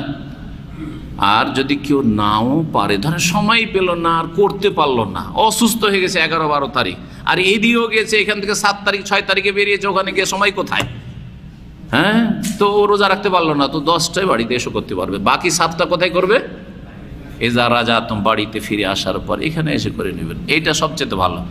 আপনার কোরবানির ভয়ে 500 টাকা বাঁচাবার জন্য হজে ইফরাত না করে হজের সময় হজে কেরান বা তামাত্তু করেন, আর কি করেন, 10টা সিয়াম পালন করে রোজা রেখে নেন, এইটা বেশি ভালো। এটা হচ্ছে কোরআনী শিক্ষা। জি হ্যাঁ, হয়ে গেছে না? 3 রকম। হজে ইফরাদে লব্বাইক হাজ্জান বলে মিকাত থেকে যাবেন, আর শুধু হজ নিয়ে চললেন, আপনার হজ ছাড়া আর কিছু নাই। কিন্তু এটা হচ্ছে 3 নম্বর অনুত্তম, উত্তম নয়, মাকরুহ নয়, জায়েজ। 1 নম্বর উত্তম হচ্ছে তামাত্তু করা, সমস্ত সাহাবীকে তামাত্তু করিয়েছেন যাদের সাথে কোরবানি পশু ছিল না। 2 নম্বর হচ্ছে কেরান করা, 3 নম্বর হচ্ছে ইফরাদ করা। জি, আর কিছু প্রশ্ন? এহরাম অবস্থা যদি স্বপ্নদোষ হয়, কোনো অসুবিধা নেই, কোনো অসুবিধা নেই, আপনার ইখতিয়ারে নাকি, ইচ্ছা করে বীর্যপাত না করলেই হলো, ঠিক আছে। খারাপ কিছু দেখতে গিয়ে অথবা স্ত্রীর সাথে এমন মেতে উঠলেন, জায়েজই না, এগুলো ফালা রাফাস, এহরাম অবস্থা এসব জায়েজই নয়, অনিচ্ছাকৃত হয়, স্বপ্নদোষ, ইচ্ছা করে হয় না। তো স্বপ্নদোষ হয়ে গেলে আপনি যদি এহরামের এক্সট্রা কাপড় থাকে, কাপড় বদলে নেবেন। হ্যাঁ, বিনা সেলাই দিয়ে বিনা সেলাই বদলাইতে হবে। এই নয় যে মাঝখানে আপনি একটা সেলাই করা লুঙ্গি পরে নিলেন, পায়জামা পরে নিলেন, না, চলবে না সেটা, কথা বুঝতে পারছেন। আর যদি দেখা যায় যে না রে ভাই, আমার কাছে এটাই তো কাপড়, তাহলে যেই জায়গাটুকুতে আপনার নোংরা বস্তু লেগেছে, মানি লেগেছে, সেই জায়গাটুকু ধুয়ে নেমে নোংরামি দূর করার জন্য, না পাকি বললাম না কেন, কারণ বীর্য যা দিয়ে আল্লাহ শ্রেষ্ঠ মানুষকে তৈরি করেছে, এটা পাক না না পাক, এই নিয়ে ফোকাহাদের ইখতিলাফ আছে, 2টি মত আছে। একদল বলছেন পাক পবিত্র দিয়ে আল্লাহ সৃষ্টি করেছে, আমাদেরকে নাপাক পানি দিয়ে নয়। আর একদল আমাদের দেশে বলে যে নাপাক পানি দিয়ে আমরা তৈরি, কিন্তু এত সুন্দর মখলুককে আল্লাহ নাপাক দিয়ে তৈরি করেনি, এইটাই ঠিক। হাদিস মেলাগুলি দলিল এইটাই বলে। এই জন্য কোরআনে কোনো জায়গায় বীর্যকে নাজিস বলা হয়নি, নাপাক বলা হয়নি, কি বলা হয়েছে, মিমাইন মহিন, হ্যাঁ, তুচ্ছ পানি, ঘৃণিত পানি, এইরকম বলা হয়েছে, যেটা ঘৃণা লাগে। সেটা সেম কাশফোঁটার মতো, কাশ ভিতরে আছে, আপনাকে ঘৃণা লাগে না, কিন্তু কাশটা যদি বেরিয়ে যায় তা আর গিলতে পারবেন না, পারবেন? পোঁটা যখন বেরোয়নি সর সর সর সর সর সর করছেন আপনি, সর্দি লাগালো, কিন্তু যখন বেরিয়ে যাবে আর ওটাতে রুচি হবে না, কথা ঠিক কিনা? কিন্তু পোঁটা কাশ রুমালে মুছে, যে আমাদের দেশে তো বাঙালি রুমাল তো বুঝতে পারছেন, আমি কিন্তু পাকা বাঙালি, আপনারা কাঁচা বাঙালি। সৌদি আরবে এসে টিস্যু পেয়েছেন, আর কি, এই যে আলহামদুলিল্লাহ সবসময় রাখি।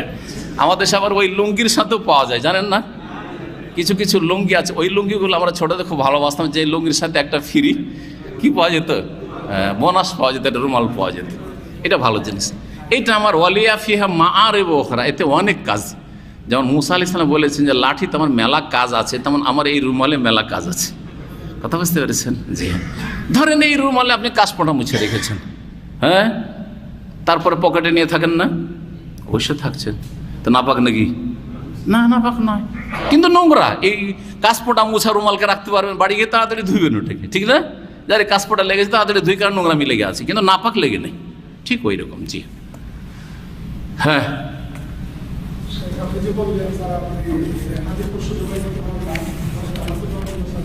হাদি যারা পারবে না, হ্যাঁ হ্যাঁ হ্যাঁ, যারা হাদির পশু সামর্থ্য রাখে না। জি হ্যাঁ,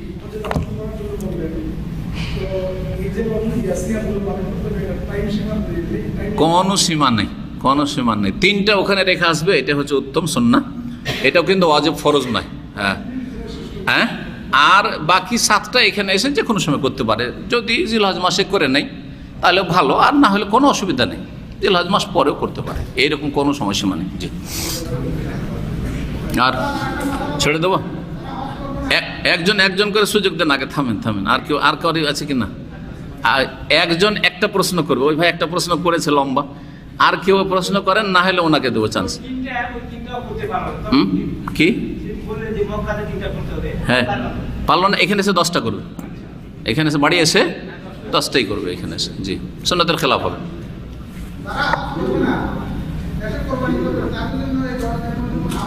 হ্যাঁ হ্যাঁ, দেখেন আমরা আমাদের দেশের ভাষায় সবগুলিকে কুরবানি বলি। সবগুলিকে কি বলি? কুরবানি বলি। কুরবানিকে কুরবানি এই জন্য বলি যে কুরবান মানে নৈকট্য। তো এই জবাইয়ের মাধ্যমে আল্লাহর নৈকট্য লাভ হয়, সান্নিধ্য লাভ করা হয়, সেই জন্য কুরবানিকে কি বলি? কুরবানি। এমনকি আরবরাও এখন শিখে গেছে, কিন্তু কুরবানি বলে ওরা কুরবান বলে। কুরবান কি বলে? নাজবাহুল কুরবান। কুরবান ওরা, কুরবান আরবিতে শব্দটি কুরবান, ওটাকে আমরা কি করেছি? উর্দু মিডিয়াম করে দিয়ে কি করে দিয়েছি? কুরবানি করে দিয়েছি। জি হ্যাঁ, আছে না ওই আদম আলাইহিস সালাম 2 ছেলে না, ওয়াতুলু আলাইহিম নাবা ইবনে আদম বিল হক ইয কাররাবা কুরবানান, ইয কাররাবা, যখন 2 জনে কি করলেন? কুরবানি করলেন, মানে আল্লাহর সান্নিধ্য লাভের জন্য। একজন কিন্তু পশু জবাই করে কোরবানি করেছিলেন, আর একজন কিছু খাদ্য দিয়ে, কিছু খাদ্য শস্য ছিল, গমটম কিছু ছিল, এরকম কিছু ছিল। বোঝা গেছে না? তাহলে বোঝা গেল যে সাদকাটাও কোরবানি, কিন্তু আল্লাহর সান্নিধ্য লাভের জন্য। জি হ্যাঁ, তো কোরবানি আমরা সবগুলোকে ঢালাহারে কোরবানি বলি, কিন্তু কোরবানি 2 রকম। কোরবানি হচ্ছে 2 রকম। হাজিদের কোরবানিকে হাদি বলা হয় হাদিসের ভাষায়, কোরআনের ভাষায়, কোরআনও আছে, ফামাস্তাইসারা মিনাল হাদিয়ে মিনাল উযহিয়াতে বলেন। জি, হাদি। আর বাড়ির কোরবানি সারা পৃথিবীতে যেগুলি হবে বিনা হজে, তার নাম হচ্ছে উযহিয়া। এই উযহিয়া বহু বচন আদাহি থেকে এই ঈদের নাম হচ্ছে ঈদুল আজহা। ঈদের নাম হচ্ছে ঈদুল আজহা। আজহা আমরা দ পড়তে পারি না, হয় দা পড়ে দেবো, যেটা ভুল, আর না হলে জ পড়ি, ওই জন্য ঈদুল আজহা বলি। কি বলি? ঈদুল আজহা। ঈদুল জোহা বলবেন না, কিন্তু ঈদুল জোহা যারা বলে ওরা ভুল বলে। তো কোরবানি তাহলে 2 রকম। বাড়ির কোরবানি হচ্ছে উযহিয়া, আর হজের কোরবানি হচ্ছে হাদি। এখানে হাজিদের জন্য হাদি ওয়াজিব, যেমন বললাম যে অবস্থাগুলিতে, হজের তামাত্তু বা কিরান করলে, আর বাকি অবস্থায় সুন্নাহ। আর বাড়ির কোরবানি হচ্ছে সুন্নাতে মুআক্কাদা, ওটা ওয়াজিব নয়, সুন্নাতে মুআক্কাদা। কার জন্য? সামর্থ্যবানের জন্য। যেই ব্যক্তি বাড়ির কোরবানি করবেন, আপনারা অধিকাংশ হাজি নন, বাড়ির কোরবানি করবেন, তারা এই জিলহজ মাসের চাঁদ ওঠা থেকে শুরু করে কোরবানি জবাই করা পর্যন্ত, হ্যাঁ, বা কোরবানির দিন পর্যন্ত, ঈদ পড়া পর্যন্ত, ঈদ পড়ে এসে জবাই করবেন আর নখ কাটবেন। নখ, চুল আর যেগুলো অপ্রয়োজনীয় লোম পশম, সেগুলি কাটবেন না। অপ্রয়োজনীয় বললাম, যেটা প্রয়োজন, যেটা জরুরি, ওটা কাটা যাবে। যারা যেমন উদাহরণস্বরূপ যারা দাড়ি মুন্ডন করেন, তারাও এই দিনগুলিতে একটু ফেরেশতা সেজে যান। কথা বলছেন না? কয়েকদিন ধরে দাড়ি কাটেন না, কয়েকদিন ধরে দাড়ি কাটে, 10 তারিখ, 1 তারিখ থেকে 10 তারিখ দাড়ি কাটেন। বলছি কী ব্যাপার, দাড়ি যে বড় হয়ে গেছে, যে কোরবানি যে করবো, কোরবানি করার জন্য আপনি এই কয়টা দিন দাড়ি কাটেন, আর সারা বছর হারাম কাজ করছেন। আপনি হারাম কাজ করছেন, এরকম কাজ করিয়েন না। আপনি আল্লাহকে ভয় করেন, মানুষকে ভয় করিয়েন না। আল্লাহকে রাজি করেন, মানুষকে আল্লাহ দূর করে, মানুষের অনিষ্টকে আল্লাহ দূর করে দেবে, আল্লাহ মুসিবতকে আল্লাহ হেফাজত রাখবে। জি হ্যাঁ, জাযাকুমুল্লাহ খাইরান। হ্যাঁ, 3টা বাজতে যাচ্ছে, লাস্ট একটা প্রশ্ন। হ্যাঁ,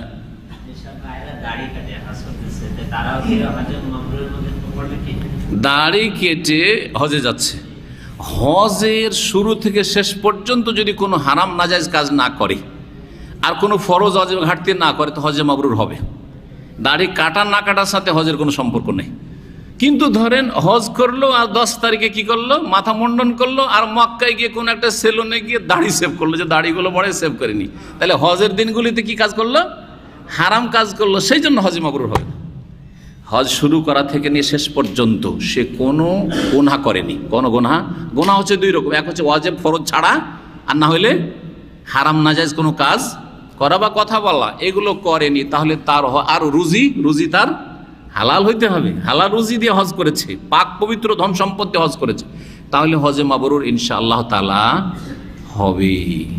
কিন্তু যে জামাত ছাড়ে, হজে গিয়ে জামাত ছেড়েছে, শুয়েই থাকে, জামাত হয়ে গেল, ফজর মিনাতে পড়ে আছে, কত হাজি দেখলাম, উঠে না, জামাত ছুটে গেল, হজে মাবরুর শেষ। জি, অবহেলা, ফরজ ওয়াজিব অবহেলা। গেল মক্কা যাওয়ার পরে ও রাত্রে তওয়াফ করলো, রাত্রে ফিরলোই না, সকালবেলা ফিরলো 11 তারিখে, রাত 3টার দিকে 4টার দিকে ফিরছে, শখ করে খাওয়া দাওয়া করে হোটেল থেকে, বা আসলো না। হাজার হাজার লক্ষ লক্ষ হাজি আসে না 10 তারিখের দিন গিয়ে, ওই রাতটাই 11 তারিখে রাতে আসে না, ওদের হজে মাবরুর হবে না, হজে মাবরুর হবে না। হজে আসার পরে বেদাত করলো, হজে আসার পরে বেদাত করলো, ওই যাই রিয়াল লাইন 2 রিয়াল দিয়ে যাই মসজিদে আয়েশা, মসজিদ তানিম, আর একটা করে ওমরা করে, মসজিদে যায় আর আসে, আনাকুম জানাকুম। এই বিদাত যদি করে হজের সফরে এসে, তো হজে মাবরুর হবে না। মদিনা আসলো, মদিনা নবীর দরবারে হাজিরা দিতে যাচ্ছে, বিদাতি নিয়ত নিয়ে, শিরকি নিয়ত নিয়ে আসছে, সুতরাং হজে মাবরুর হবে না। মদিনা এসে ওই 7টা মসজিদ খুঁজে বেড়াচ্ছে, 7, আর প্রত্যেক মসজিদে গিয়ে 2 রাকাত করে নফল পড়ছে। হ্যাঁ, সাবা মাসাজে খন্দকের কাছে আছে। এইরকমই মদিনার বিভিন্ন জায়গায় বেদাত করছে। ধরেন মক্কাতে গিয়ে হীরা পাহাড়ের গুহায় গেল, আমি গেছি দেখার জন্য, তামাশা দেখার জন্য, কে কি করে। আমি কোনো নেকির জন্য যাইনি, কিন্তু নেকির জন্য গেলে গুনাহ হয়তো, কিন্তু আমি যদি এমনি দেখতে যাই অসুবিধা নেই। সর পাহাড়ে একবার উঠেছি, 2-2.5 ঘন্টা লেগেছে, আর হেরাতে উঠতে 45 মিনিট লেগেছে, আধা ঘন্টা 45 মিনিট লাগবে। উঠেছি, গিয়ে দেখি সব লাইন দিয়ে নামাজ পড়ছে, একটা জায় নামাজ পুরানা বিছানা আছে, আর বিশেষ করে ওখানে পাকিস্তানি আর ইন্ডোনেশিয়ান এরাই সবচেয়ে বেশি, তুর্কি বিভিন্ন দেশের আছে, বাংলাদেশেরও আছে, লাইন দিয়ে আছে, 8-10 জন লাইন দিয়ে আছে। ওই একজন করে 2 রাকাত পড়ছে আর বেরোচ্ছে, 2 রাকাত করে বেরোচ্ছে, ওই ছোট্ট একটি যে হীরা পাহাড়ের গুহা, ওইখানে করে বেদাত। হজ মৌসুমে হজ করতে এসে এই বেদাতগুলি যদি করে, ওখানে 2 রাকাত নফল পড়েছে হেরাতে, তাহলে হজ মাবরুর হবে না, কারণ বেদাত করা কি হারাম। এক কথা বললাম, হারাম কোনো কাজ করলে হজে মাবরুর হবে না। হজের সফরে নাজায়েজ কোনো কাজ করে বা হজের কোনো সুন্নতের খেলাফ কাজ করে যাচ্ছে, তাহলে হজ মাবরুর হবে না। যথাসাধ্য এই জন্য সুন্নতগুলি পালন করার চেষ্টা করবেন, সুন্নতে ঘাটতি করবেন না। হজে অনেকে এত অলস তালবিয়া পড়েই না। এই যে তায়েফ থেকে গেল মক্কা পর্যন্ত একবার লাব্বাইক পড়ে না, আবার ওই মেনাতে আছে লব্বাইক পড়ল না, আরাফা গেল 2বার, একবার পড়লো না, কত সুন্নাত আপনি ছাড়লেন। অথচ নবী সাল্লাল্লাহু আলাইহি সাল্লাম লব্বাইক আল্লাহুম্মা তালবিয়া পড়তে পড়তে গলা বসে গেছে, আওয়াজ বসে গেছে, আর আপনি গোনে 10-12 হয়তো লব্বাইক আল্লাহুম্মা লব্বাইক পড়েননি, তাহলে কি করে আপনার এই হজে মাবরুর হবে? এই বিষয়গুলি চিন্তা করবেন। আল্লাহ যেন বুঝার তৌফিক দান করেন। ওয়া সাল্লাল্লাহু ওয়া সাল্লাম আলা মুহাম্মদ ওয়া আলা আলিহি ওয়া সাহবিহি আজমাইন ওয়া জাযাকুমুল্লাহু খাইর।